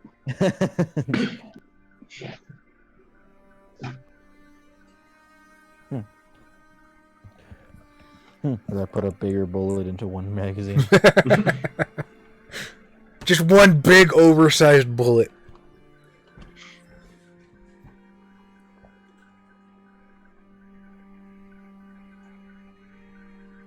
not how magazines work, but it's a funny effect regardless. It's not just the potential werewolf problem, it's also the issue of hunters. One of them tried to firebomb Gibreel's domain. It made me tear up my nice carpet. Jack nods. Yeah, I've dealt with a couple of those assholes myself. To be fair, you probably don't have a carpet. You probably have a bunch of rugs, don't you? I mean, yes. See? Oh, Bevel, as I've said before, the werewolf code is more thing for one up flex on the other vampires. I don't wear it out in public too often in case I run into a werewolf. Just, oh, hey, buddy. You're probably wondering about this. He gave it to me. I am not a Please, skinwalker. please take my skin. I made this. I make it. It's nothing that we can't handle individually. And the problem is what happens if things escalate. It's one thing with one or two bored idiots throwing a couple of Molotovs through Gibreel's windows, or one vampires killing anything at the edge of the city. But what happens when, let's say, some more organized and experienced hunters come into the city? You wouldn't happen to know about anybody simply embracing new kindred and just leaving them to their own vices, would you? Half the city, dude. I mean, come on. Who's around to give permission anymore? Shit, I probably got one or two banging around myself. God damn it. What are you, irresponsible parents? So then you're part of the problem, I'm hearing. I think he was making a jest. Well, Look, guys, I'm trying really hard to figure out how I can help you here. I'm sympathetic to the problem, I really am, but I'm having to deal with most of this shit myself. Well, it's simple. Give us names, and we'll see that those names are crossed off the list. what my associate's trying to say is we actually have a description of somebody who, say, has been antagonized, perhaps second-handedly, but I know this is a bit of a vague description, but I will give him the description that the Bruja neonate gave Byrick and I, as well as, I believe the guy gave us his name and his friend's name. It was Richie. Yeah, it was Richie. Was Richie the one that you killed first or second? That's the one I drank. Okay. I didn't catch that guy's name.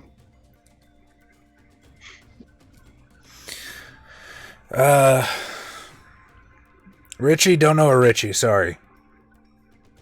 You know, believe it or not, we're not actually the Bruja Club in town, so there are some people we're not connected with. Anybody else I can help with?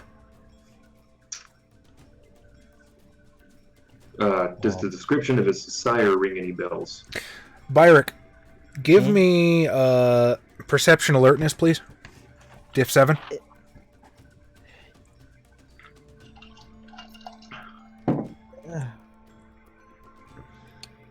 Does this involve eavesdropping? It might. Cool.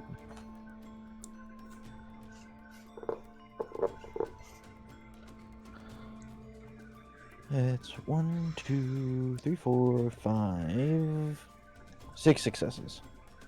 Okay.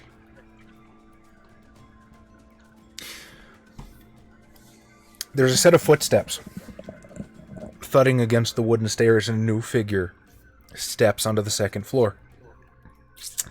He's a rather well-built gentleman. Can't be older than 1920. His hair's yes, Hector. His hair's disheveled and askew slightly, but it looks like from the hairspray that still remains in place. He might have maybe like a pompadour or something. Blue jeans. He's gonna be stuck with that forever.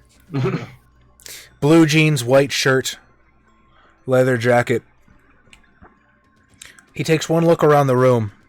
His eyes focus on Nines, and he swiftly crosses the room to sit at his table. Oh no. Nines leans forward. They sort of whisper very low, and this is where your eavesdropping comes in. And Nine says, "Any luck?" The new figure just kind of shakes his head, and he's got this really, like, sorrowful look on his face. "I still can't find him."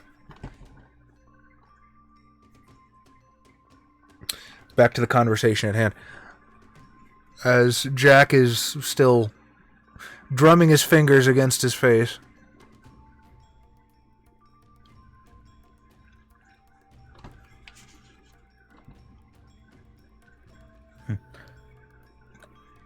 Who's the young one? You're asking about the guy that just came in? Yeah. Oh, that guy? I think his name's Arnie. He's one of Nine's. As I turn to look, does he match the description I just gave? Again, he's quite a bit disheveled. It doesn't look like he's put himself together in a while, but given the scant and panicked description you got in Byric's library, it very well could be him. Did the guy that we popped his heart, did he actually give us a description? Did he actually give us his name? No. He didn't know it. I'm just going to kind of stand up out of my table, move over to Nine's table, and go, "Do you mind if I join you?" Zance, I've always got a spot open for you. Have a seat. Thank you, Nines. Who's your friend over here?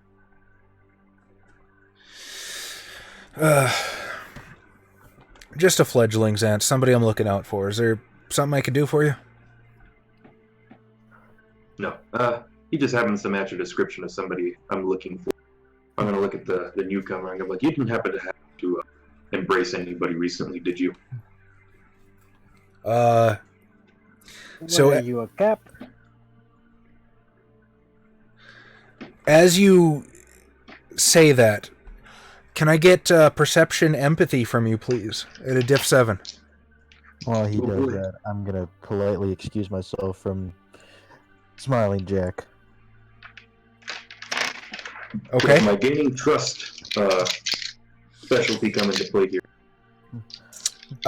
This is just a perception roll, so not yet. Okay, Pardon so me, Mr. Jack. he'll nod. And I'm going to follow Mr. Zance. 3 successes.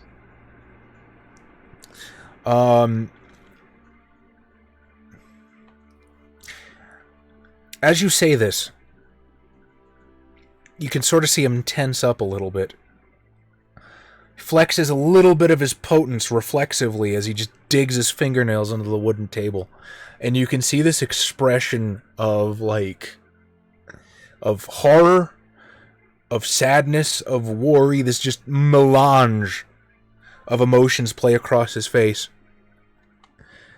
It's just... How do you know? Oh, he tried to diablerize him, I say as I point to Byrick, who I'm assuming is approaching at this point. Yeah. You seen him? You found him? Where is he? And he'll sort of just sort of... Perhaps a little bit more aggressively than he means to. Pounce, he grabs you by the lapels in an act of pure desperation. You gotta tell me where he is. I've been looking for 3 weeks, man. I've been looking for 3 weeks. You gotta tell me. Yeah, he grabs me or he grabs Byrick? He grabs you. No. I'm going to grab him by the back of his collar and pull him off. And scrub him like a cat. Fuck. Alright, as you pull him off and things are starting to get a little bit physical, you see Nines sort of protectively stand up a little bit. He's not making any moves, but he sort of stands up and stands behind Arnie. Jack at the table just sort of motions to you, Gibreel. This shit's gonna be fun. Well, I'm assuming Byrick is about to settle his differences. I'm going to lean into Nines and be like, "I understand you're looking out for this man, but he's left a grave responsibility unchecked." Lots of vampires in this city have. Lots of ignorant souls have come in and made some mistakes. That doesn't mean they don't deserve a second chance. Yeah.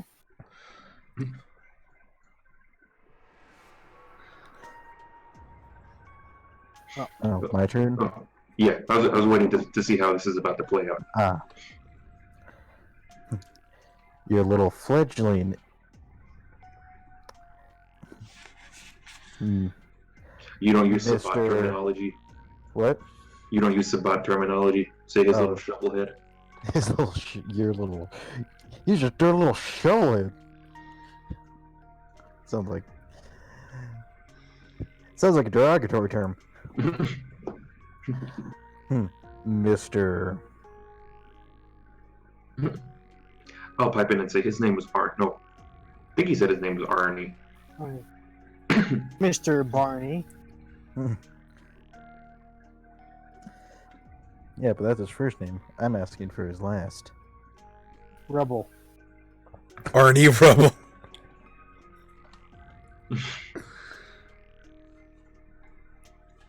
I'll chime in and say he's trying to be polite. He's asking your last name. Kendrick. Arnie Kendrick. Well, Mr. Kendrick, your fledging has been taken care of. I've righted your wrong for you. What do you mean? Your problem is gone. No, you gotta say it into words he'll understand. He's a bruja. Le mataron el güey.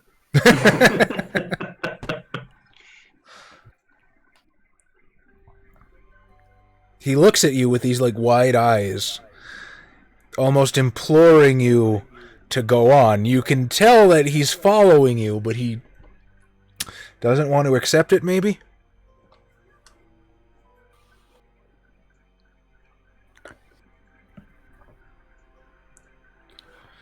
Perhaps you'd rather hear it from someone else?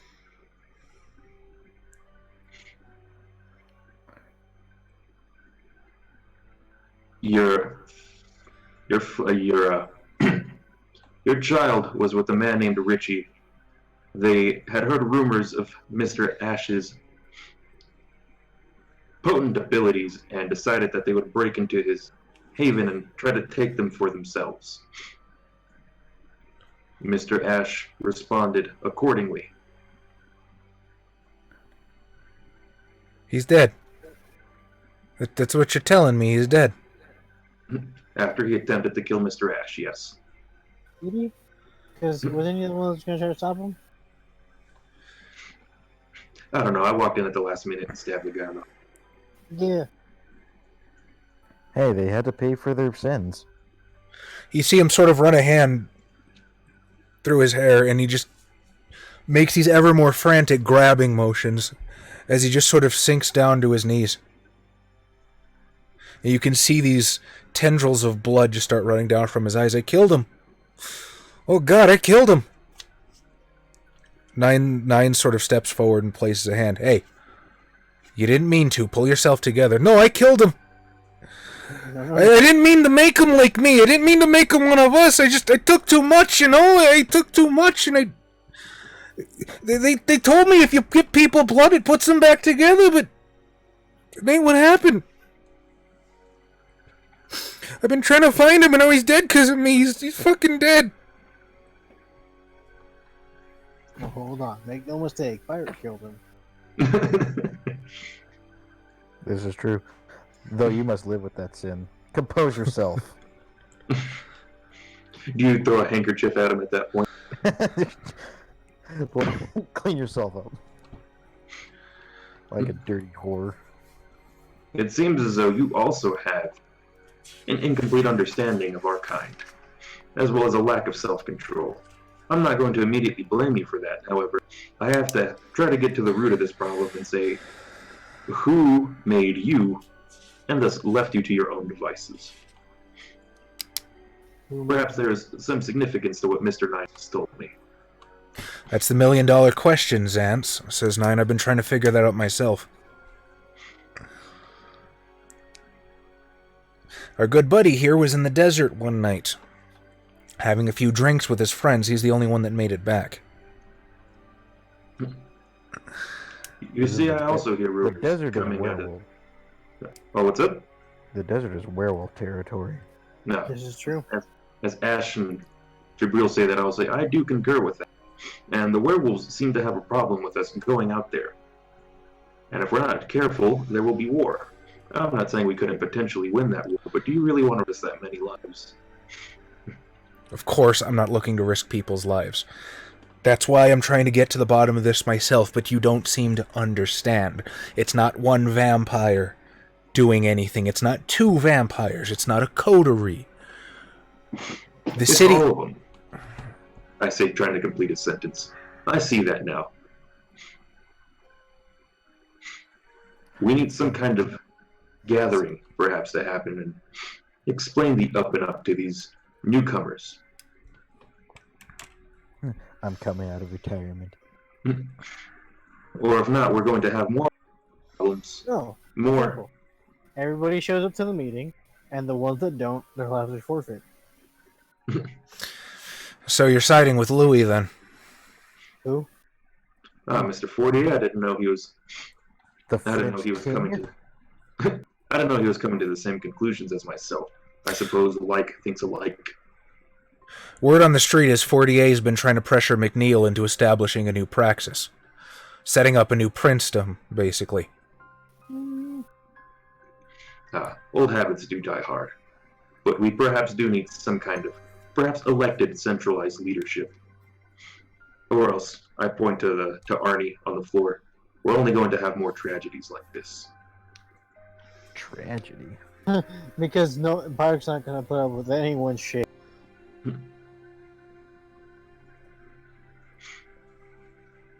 I'll go ahead and squat down here, or kind of put my hands on my knees. And like as Mr. Nine said, I suppose you can't be entirely blamed for what happened to your associate. No, However, man, I killed him. It was me.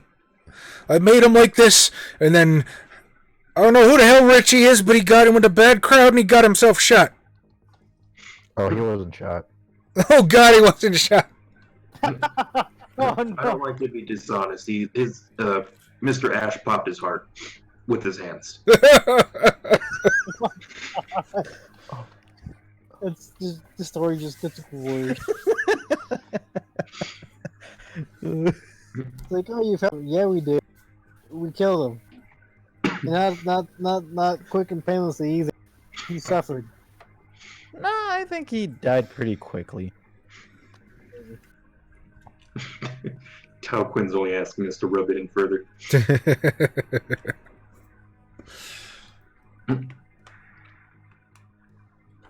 The sins of the son are the sins of the father, aren't you?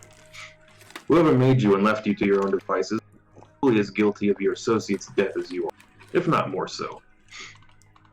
So, I would suggest that if you wish to honor your friend's memory, perhaps you should do something about that. What am I gonna do, man?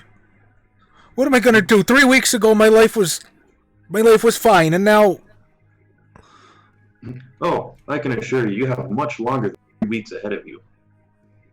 Wait, You're did gonna he have a also long time. say 3 weeks ago? Wow. What happened 3 weeks ago that was really important?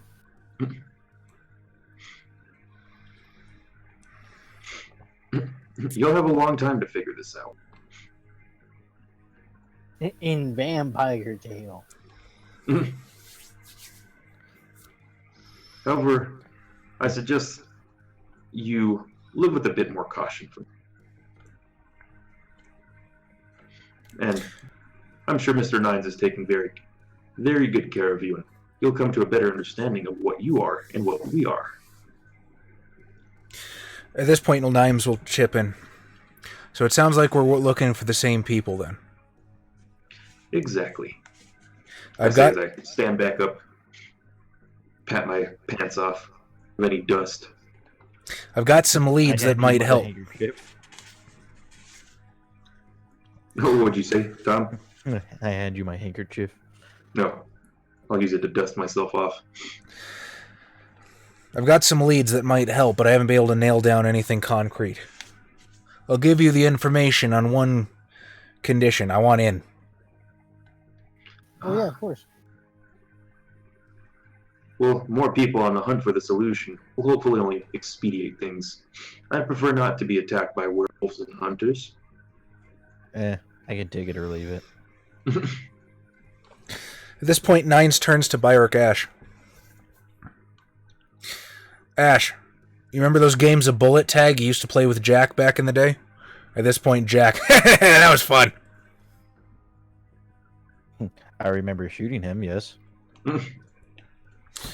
Yeah, well, apparently the game's caught on, and much to my chagrin, the young ones are calling it nines. Ha ha. But I didn't use a 9mm. Yeah, well, don't ask me. Listen, here's the state of things. All right? Bunch of idiots get together, pop each other with guns for fun. They're vampires, doesn't hurt them, but how do vampires heal? Giving people the suck. They need blood to heal themselves, so after these idiots spray half of California with themselves, they go out and feed in mass. I think that's what happened to Arnie. I think that's what's probably happening to a lot of these people. Is it the only cause? Hell no. But it's not helping, and it's contributing to a lot of masquerade breaches around the city. For instance, and he'll point to Jack, the hunters that we've had sniffing around here. Jack, you're a hunter? Oh, what? That's not fair. He gets 2 templates. He gets vampire and a hunt. Can I get demon? Oh my god, Gibreel also had his house recently firebombed by hunters. That was not fun. I wish to avoid this in the future. Yes. So, we'll be civilized. First, write a strongly worded cease and desist. And if that fails, then, Murder. then yes. Where do these large groups usually play nines? That's the trick, isn't it? If I knew that, I would have busted them up myself. I'm going to guess either somewhere by the coast or You cut off. What was that last part?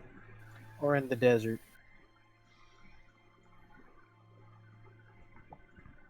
But you know, they were pretty stupid of them to just do it in the desert, but they don't know.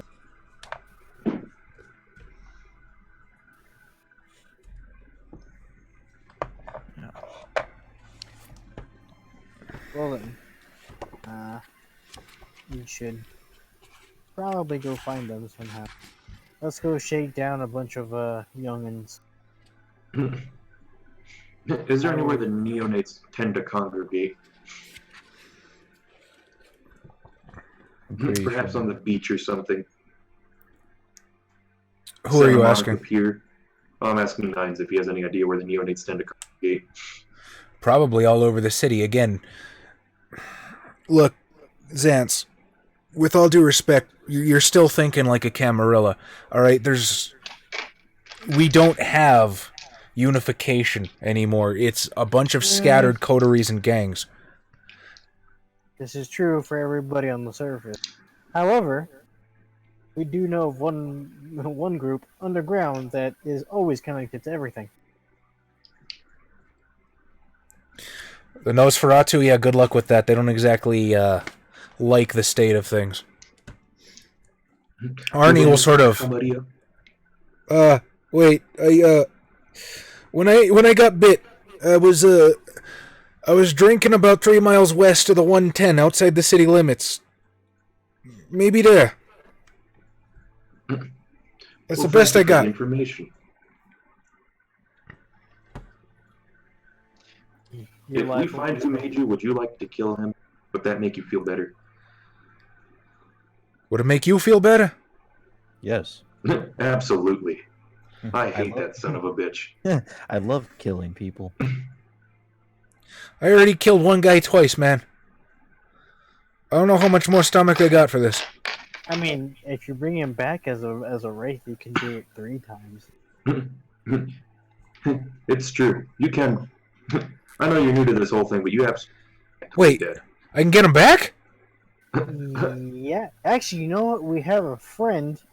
He can totally help you out with that. Oh man, you gotta give me the friend's name, man. I gotta make this right. I gotta make this right. I'll do anything for you. Anything. Well. I'm not sure you want to say that when it comes to. No, Mark Zantz. Don't start swearing boons. He doesn't know any better. Oh, I can assure you, Carlo Martino wouldn't know what to ask for. You'd probably just want a new tire. Does he perk up Probably at ask the for mention something of stupid Carlo like. Martino? He'll probably ask for something stupid like regular car maintenance.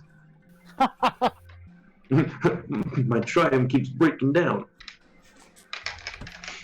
Fix it again, Tony. I mean, it'll sound something like something stupid, but it's gonna have something awful attached to it. His car is broken down; he needs it fixed, but it's still in werewolf territory. God. You know what is unbelievably fantastic is that Adam's going to come back next session, hopefully, and have no idea. Yes. Just some greaser's gonna be like, I need you to help me back the dead. He's just like, yeah, sure. $50.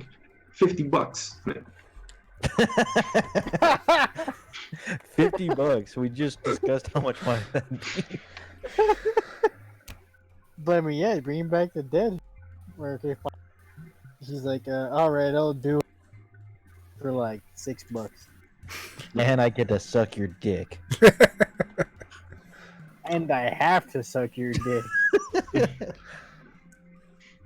I wonder. We're not trying to take advantage of him. Carlo Martino is amongst our kind of relatively innocent soul. Yeah, I remember Carlo. He's a character.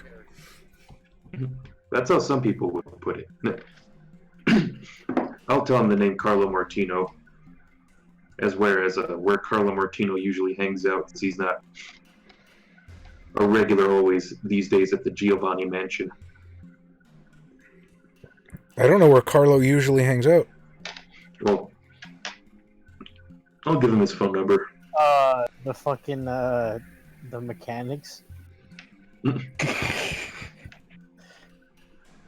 Okay, what happened to it this time? So if I'm reading Google properly, the cumulative price change is 848.42%. So I think it's worth about $257 now, give or take. No, $50. $50? Either that or 424.21.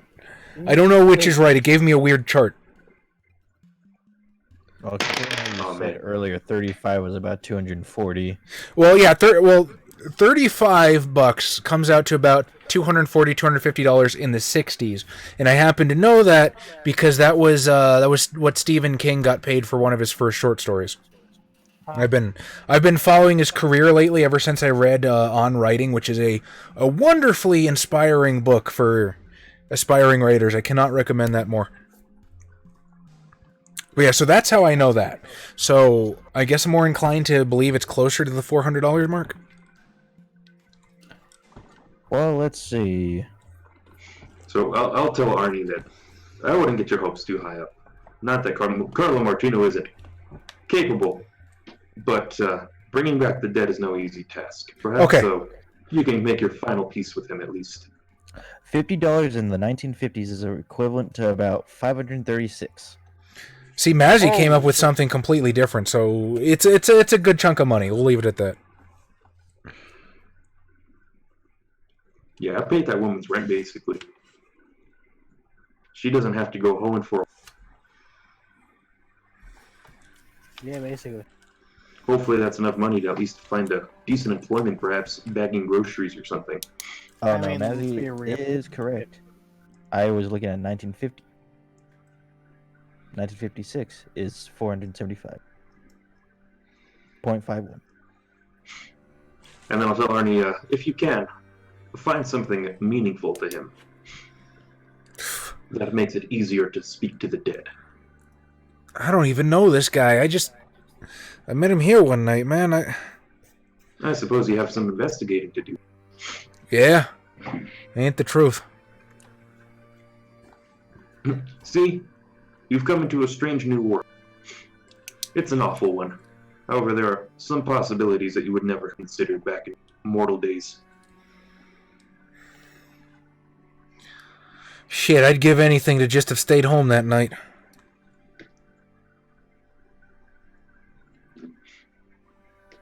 Well, gentlemen, should we make our way outside of the city limits, or should we perhaps try to talk to Lydia? Or should we split up? Let's split up, gang. I'm okay with that. If you guys want to go find where the Game of Nines is happening, find Lydia. Yes. We'll go play nines with them. For keeps. I mean, you're gonna play with your kookery. They said never bring to a knife to a gun. But I can parry the bullets. Oh, yo. Don't you need like 6 or 7 celerity to be able to do that? Yes, it is like 7 celerity and like 4 auspics, and the thing is like 48 XP. Fuck that. You could do that as a mage, just with having enough dots in what is it, dough? Yeah, well, vampires don't get stands unless you're Dio. Actually, there's a source book.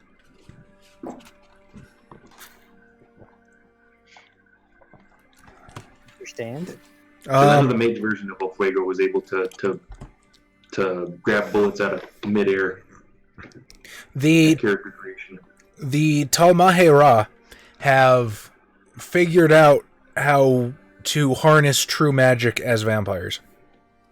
Nice. Do they get avatars? I don't think they get avatars. It's a slightly different system, but it is magic. It's not like blood sorcery. It's fucking straight up magic. Well, I mean, there's like the true magic that the mages do, and then there's like the sorcery that everybody else can do who isn't, or what's it called, the Numina? No, I think it's straight up mage sorcery. It's not exactly the same, but it is. Because they don't get stands. They basically get true magic via a mage puppet. Okay, there you go. I'm not super familiar with the system because I've only lightly skimmed.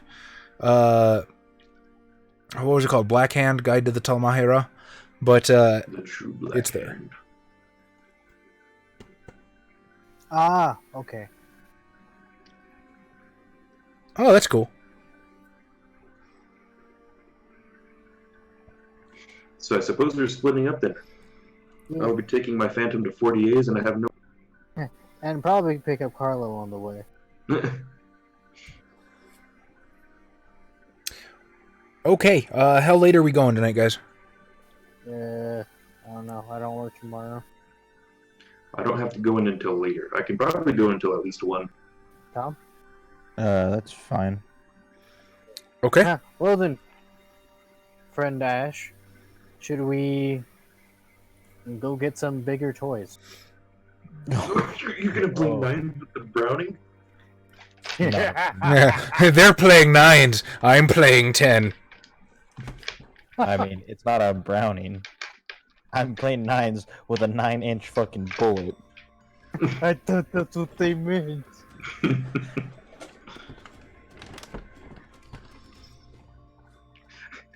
Just the neonates are gonna be like, I'm going home. Fire Cash plays too hard. He freezes the water balloon. As they walk away with a shot ankle missing an... Just looking like Normandy. He put bleach in a super soaker. The extreme 9s. I guess it's up to you who you want to follow first, Jazz. I'm gonna go try to find Louis. You should follow Mark first, Okay, why is that? because I'll have to be right back again. Okay, well then we're following Mark first. He loads his paintball gun with gobstoppers. Oh, you monster. Or freezes the paintballs.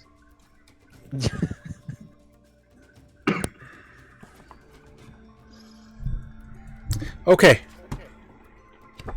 Are you going to try and call ahead, or are you just going to show up at his place?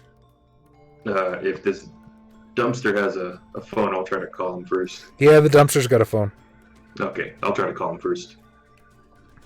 All right. The phone rings, and a familiar female voice answers on the other end.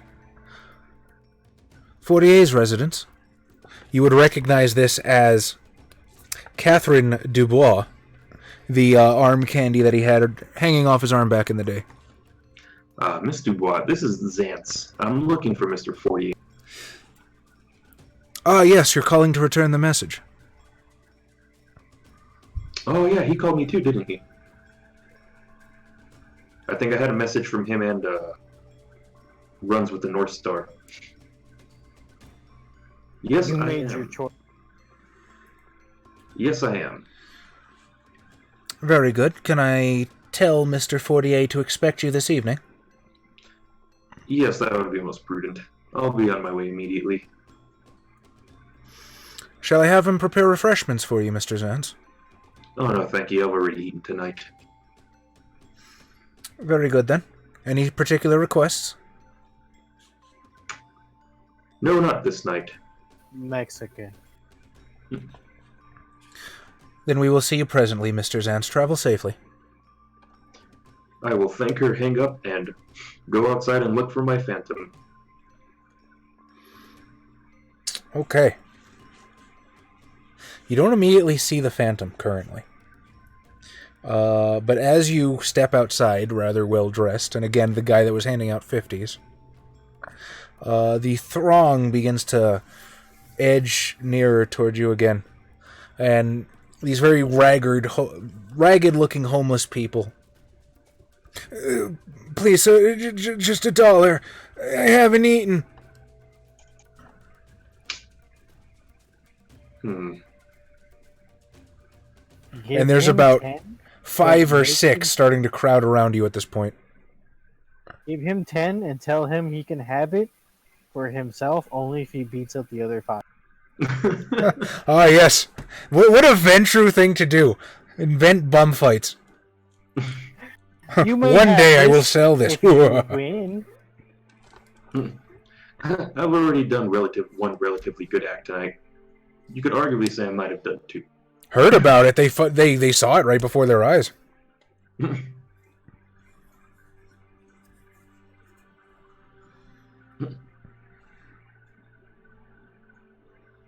And what exactly are you willing to do for that 50, I'll say? Ooh, $50. Dude, you will suck dick. I don't know, sir. What do you need? I can't work, you see. I got a terrible bad back. Had it injured in the war. Piece of shrapnel stuck in my spine, sir. I got terminal lumbago.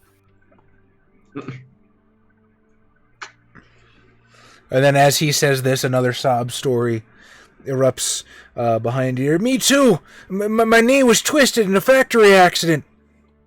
Laid me off, and then another one. My child died in childbirth, and I haven't been able to return to work.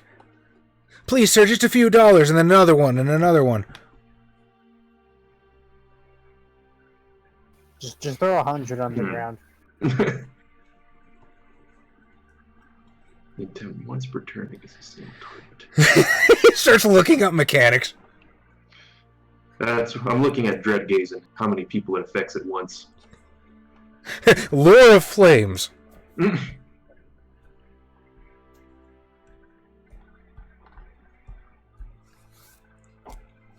As they're sort of besieging you with their sob stories, you begin to see the phantom slowly turn a corner, maybe about 50 feet away. Send all the homeless to Carlos to fix them somehow. There's like 5 or 6 right now, Illustar. Just crowding around.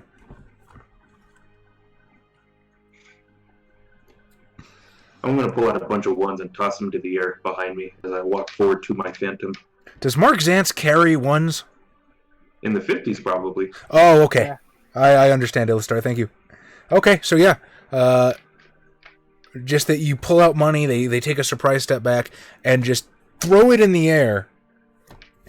and you have started an all-out melee between the homeless people, the hookers, and just the regular dregs of society standing around. As you open the door to your phantom and just shut the door to chaos, almost stepping into a completely separate world. Javier, get me the fuck out of here. Right away, sir, as he punches it and hits the freeway. They're going to be angry when they realize I threw dollars at What? the Wonka dollars or Wonka tickets. Okay. I gave them bail bonds. Or no, was it war bonds? They're totally worthless now. Actually, I don't know if they are. Alright. The Phantom draws, much like its namesake, up to the shadowy steps of Fortier's palatial estate. You recognize the door. You've been here several times. As you approach, the door swings open. Catherine stands before you, registers your presence with a bow as she waves you inside.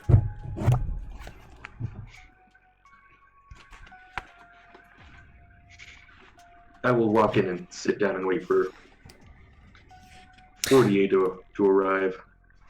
How long do you think it's been since you've paid Louis Fortier a visit? What is it? It's been like a decade since the last Chronicle, right? About 12 years. About 12 years? I'll say I visit him at least annually for various Ventrue-like discussions. Perhaps biannually or rarely 3 times a year. Okay.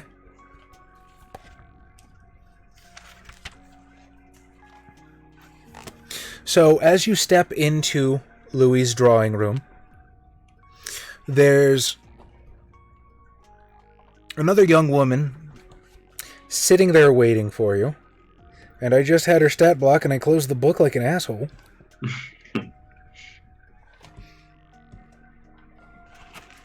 She is not striking, but is quietly attractive in a farm girl sort of way. She has short blonde hair, big blue eyes, and red cheeks. She continues to wear glasses, though you know she is of the blood Ventrue, embraced by Louis, the second of his wives.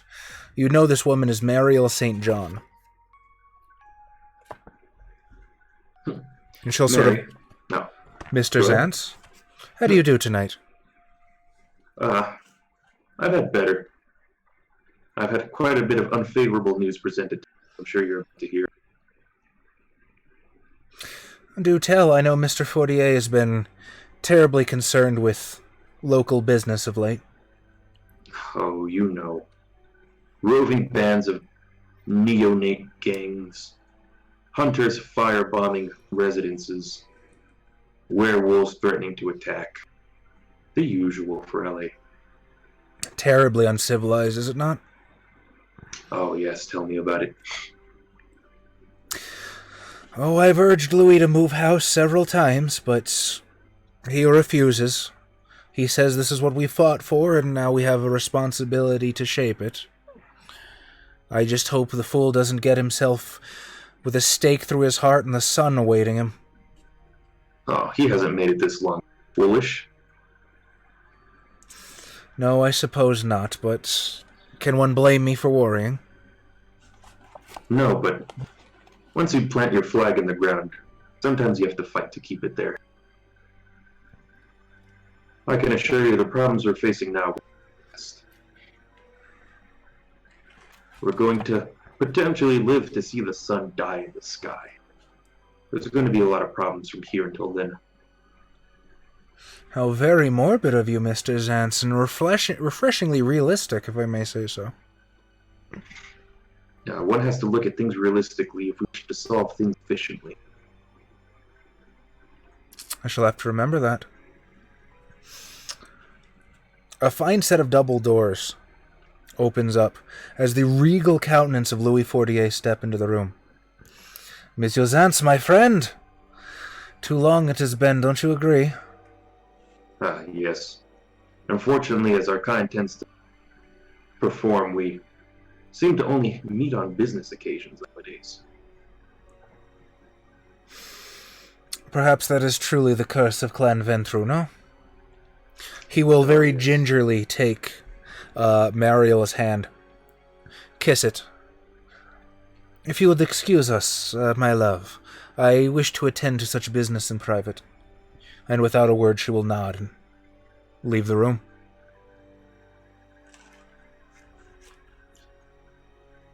So, Louis. Oh. I believe you had some urgent news. Direct and to the point, Monsieur Zantz. I do prize that. Tell me, what is your opinion of the... Oh, I hesitate to use the word. It is, vulgar, seemingly. No? What is your opinion of the domain?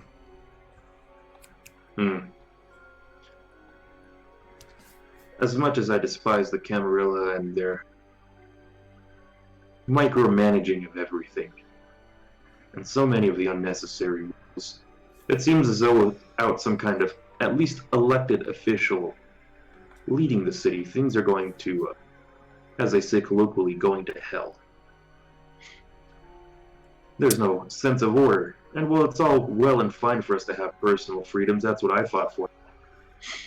We have a bit of an issue in that it seems as though without anybody informing them of our fairly loose set of rules, many people have taken to acting rather foolishly, which threatens all of us. He gives you a very weary nod that slowly erupts into a chuckle. Oh, Monsieur Zantz, I tell you the truth, I tend to doubt myself. Do you think it is our blood that makes us feel this way? Is that we are somehow predispositioned by Cain himself to try to control situations? Certainly there are some that would say so. I would say it's more of the correlation to who our kind tends to become one clan Ventrue.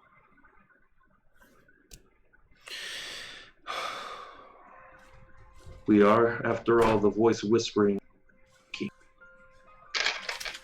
Give me 1 second.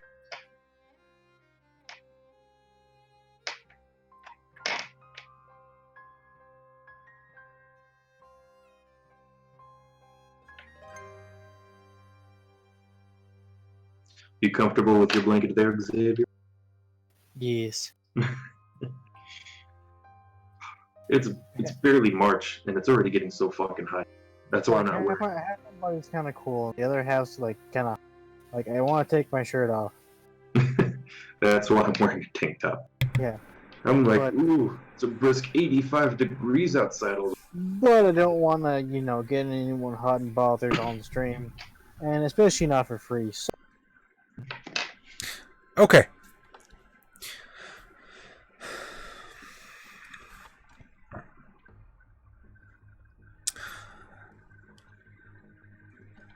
I find myself conflicted, Monsieur Zantz.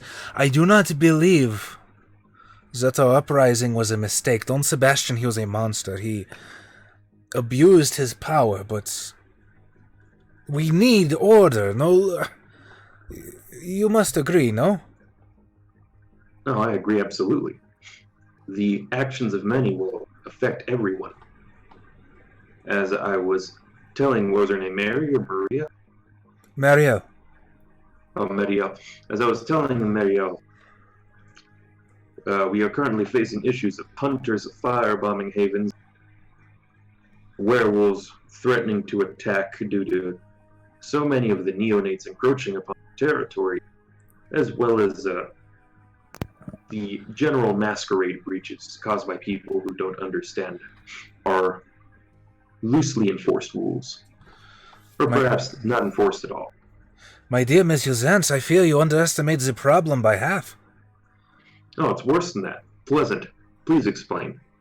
A house divided cannot stand, Monsieur Zantz. Surely the other sects are amazed that we have made it this far by ourselves. Do you not see how, unless we can present a united Free States, we are completely vulnerable to be retaken by the Camarilla, who have superior resources, who have a more unified front. We are just begging to lose what we fought and bled for. I agree, and I don't intend to lose this, not so quickly at least. What are you proposing? Oh. I wish I could talk sense. What's up, Tom? Kill them all. Bayurkash says, as he's driving to play a game of nines with 9-inch bullets. With that rotating fucking cannon. Oh, goddamn that thing. I wish I could talk sense into McNeil. McNeil, he's a smart man, a strong man, but he does not understand the way we do. It is the Bruja blood, I think. It charges in his veins. It makes him... I don't know. Hot-blooded? Maybe. That was funny. He refuses to install any sort of system, any sort of order. There are plenty of kindred in the city who would love to see him take the mantle of prince, yet he refuses. He says it would only return us to the old ways. He says that this is what we fought for, and if there's masquerade breaches, if there are kindred who dies, and it is simply the culling of the weak. Well, I can agree with that sentiment. You, McNeil, and myself, you all may not have been born in this country, but you chose to live here after. Even the mortal George Washington denied the crown when offered it. However, perhaps we could do something similar. Perhaps some kind of elected official, at least chosen amongst our own. Somebody to lead and perhaps to help enforce some of the more essential rules of our kind. We can only have so many masquerade breaches before things get worse. We can only have things going as they are for so long. Perhaps, but who would vote? The same fledglings causing the same masquerade breaches, the same fledglings that do not know our ways? I promise you, Monsieur Zant, if we were to leave it to a vote, Murphy Fierro would be elected tomorrow. Oh, God. But something must be done. I may be a monster, Monsieur Zant, but I'm a civilized monster, and I wish to settle this properly. We are not like Don Sebastian. I intend to call a rant tomorrow night, and I intend to invite Monsieur McNeil. I hope to unite the kindred of the city, to see our point of view, and I would like very much to have you on my side when I do so. The old volunteers, you are, suffice it to say, legendary in this city. Your opinion speaks for much. I don't know about legendary. You should save such terminology for Gibreel and Byrick. It seems as though most of the neonates have any. They see Clan Ventrue and they do not understand. They see... What is he saying? A stuffed shirt. Byrick and Gibreel, they present themselves as men of action. However, I believe it is soldiers that win battles, but it is the tacticians that wins the war, yes? Yes. Yes, it is. You have my support. I will be there. And I will perhaps try to see to it that I can gather the support of the members of my code. I don't expect miracles, Monsieur Zance, but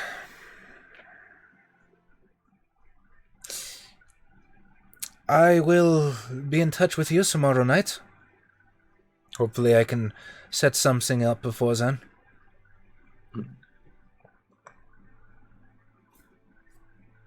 I'll be waiting for your call. But for now, I have to drive out into the desert and shoot some neonates. You do live an exciting life, Mr. Zantz. I do not envy it. I suppose you could say I'm more of a hands-on kind of person, as compared to my sire and so many other of our kind. He'll rise from his chair, congenially walk you to the front door. I beg of you, do not get yourself shot until tomorrow, Monsieur Zantz. I fear I need you more than either one of us expects. Oh, I'm sure I'll be fine. As I say, I'm not as well known as the other two. I'm sure I don't make as big of a target. Quite literally speaking in Byric's case. Everyone with power is a target, Monsieur Zantz. Everyone with money is a target.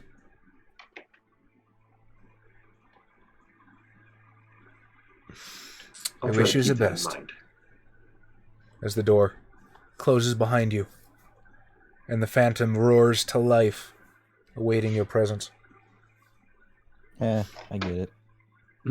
I actually wasn't making a joke there, so I don't know what I just said, but Phantom roars to life. Phantom life. Ironic. Oh, okay. I thought it was like some kind of weeb anime reference I didn't get. What kind of person do you take me for? Some sort of degenerate? Okay. Byrick and Gibreel. So what is going on with the two of you?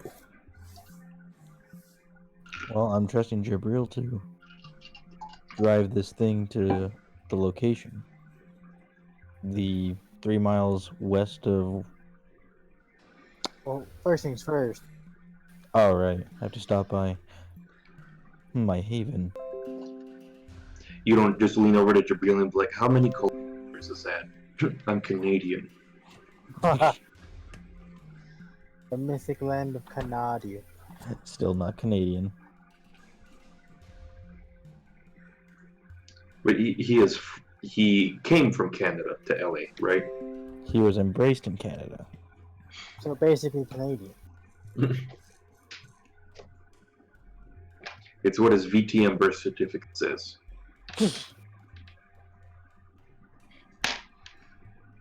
Alright, so Jibreel's driving. What exactly are you driving? Does Gibreel have a car? I don't think so. Just holding on to a flock of owls. Yeah. No, it's a... Oh, hey, Perseus! What? I have a camel. Yeah, it's Scheherazade. A camel with 8 dots of celerity. Oh, yo. Is it at 7 or 8 dots where you can get Zephyr? I think it's a 7. No, so Scheherazade only needs 7 dots in celerity. Scheherazade is actually a higher gen than... or lower gen than you. Higher or lower? You are lower. But yet, that would be impressive and scary. Tao Quinn can say as a Canadian, I can say he'd be safe from being accused of being Canadian on account of walking around with a minigun. That's way too American. Still don't have a minigun. Those haven't been invented yet, first of all. Not yet. But, you know, it's the dream. It's so help him God wants to do. Empty the clip. Okay, so you're riding Scheherazade out into the desert. Well, first I need to get my armaments. Armament. Okay. So you're riding Scheherazade to the library to get your guns. Yeah, sounds about right. Okay, so what,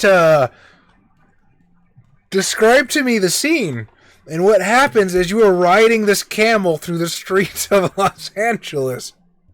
Los Angeles night. Well, it's obvious what happens. Somebody just looks at them, they're like fucking actors. Damn commies. That's a good point. You probably get stopped every once in a while asked where the movie's shooting. Have they filmed Lawrence of Arabia yet? Yes, I believe so. Wasn't Lawrence of Arabia in like the 60s? I'm not sure.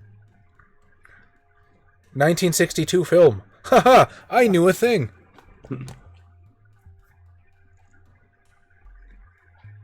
This is the one that didn't get released. It was way too Director's racist. cut. I don't think that was a problem in this era, X. No, that's why it was way too racist for now. What are you actually picking up from the library? I forgot the wacky shit that I give you guys permission. Anything a civilian can get their hands on, which is So to explain mechanically what's happening to our lovely viewers at home, Byrick Ash has, is it 2 dots or 3 dots now in the armory background from Anarch Sunbound? I have 1 dot. yeah, but I gave you the other one. Oh, okay, that's right. So they used you as the anchor, and then Yeah. And you Gibreel. gave express permission for... Oh, an elephant gun. That's right. Well, it's called the elephant gun. It actually kills flocks of geese. Goose Game was never the same after that update. Oh god, he's the survivor of the Great Goose persecution. All right, so you're gonna pick up your elephant gun, and For those savvy, it's actually a Lottie 20 millimeter.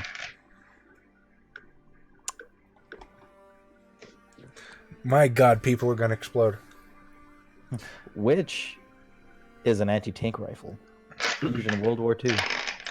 I'm probably just gonna get my my tried and true Springfield. Which, you know, as time went on in the war, it became less effective. So they started using it to shoot down planes. Because planes have less armor than tanks. How's it going, Vasil? We love you. Unfortunately, just about all of it, because I was about to say I really need to use the bathroom, so I'm probably going to cut the stream there. I am so sorry, Vasil. We love you. Still say hi to Nelly. Every time. Not every time. He gets to hang out quite often, and we love it when he does. It's just, you know, time zones are a bastard, and I will get this on YouTube as fast as I can just for you, buddy. Oh hey, Mazzy was here the whole time. I said hi to Mazzy. I didn't notice. Anyway, let's go with 17 XP. Wow, okay, gee, thanks, gotcha. I'll give everybody 2 XP and vote for the bonus. Chat, you know how this goes, and if this is your first time here, maybe you don't. So, you all get to vote for who gets 1 bonus XP at the end of the night, but you have to give a reason for it. Could be any reason. Maybe who made you laugh the most. Maybe who did something cool.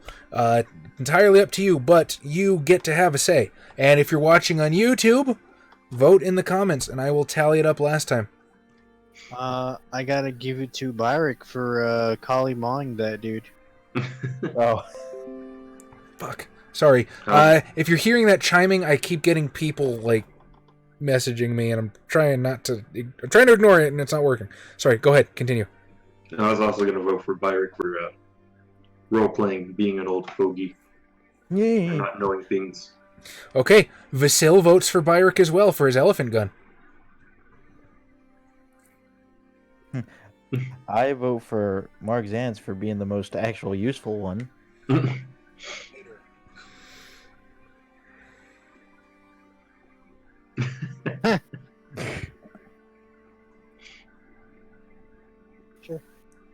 So far, I have 2 3/4. You...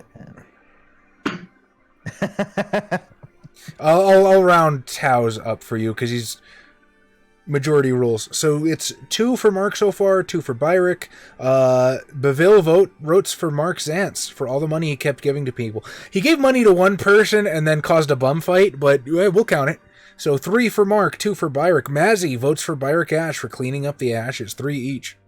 Also, I do want to point out we missed the perfect stream day for this 2 Wednesdays ago, because I was so ready to say I'm ready for Ash Wednesday. Oh, I'm sorry. I did not realize what I had done.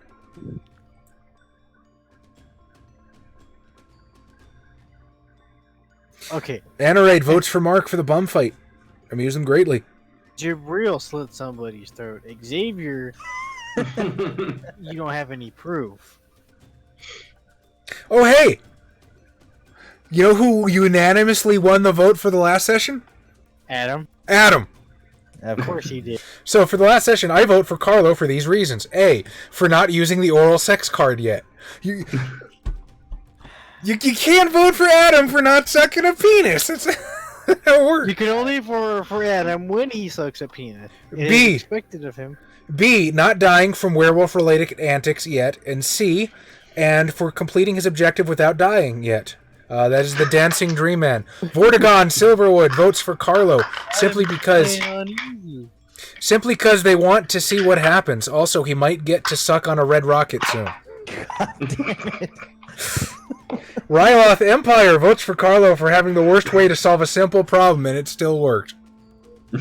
Nelly wants to vote for Tom because Adam is not there and because Tom plays a Kia Ceed. Totally viable. I think that ties Byrick and Mark right now, though. So, if you're in the chat and you haven't voted, you gotta throw us a vote. Alright? Because if it ends in a tie, nobody gets it. And I'm sorry for that. It sucks. It doesn't make me feel good to do that. But these assholes kept filibustering. And it was the only way I could get people to actually do the thing.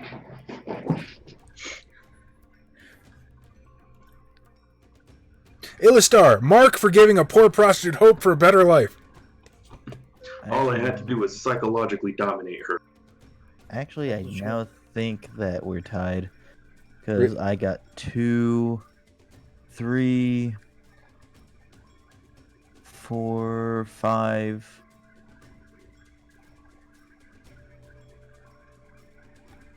Yeah, I had 5 before then, and now Josh has 5.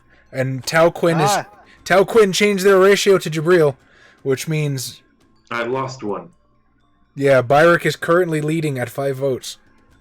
I'll give it a minute to see if any new votes come in. In the meantime, you guys know the spiel.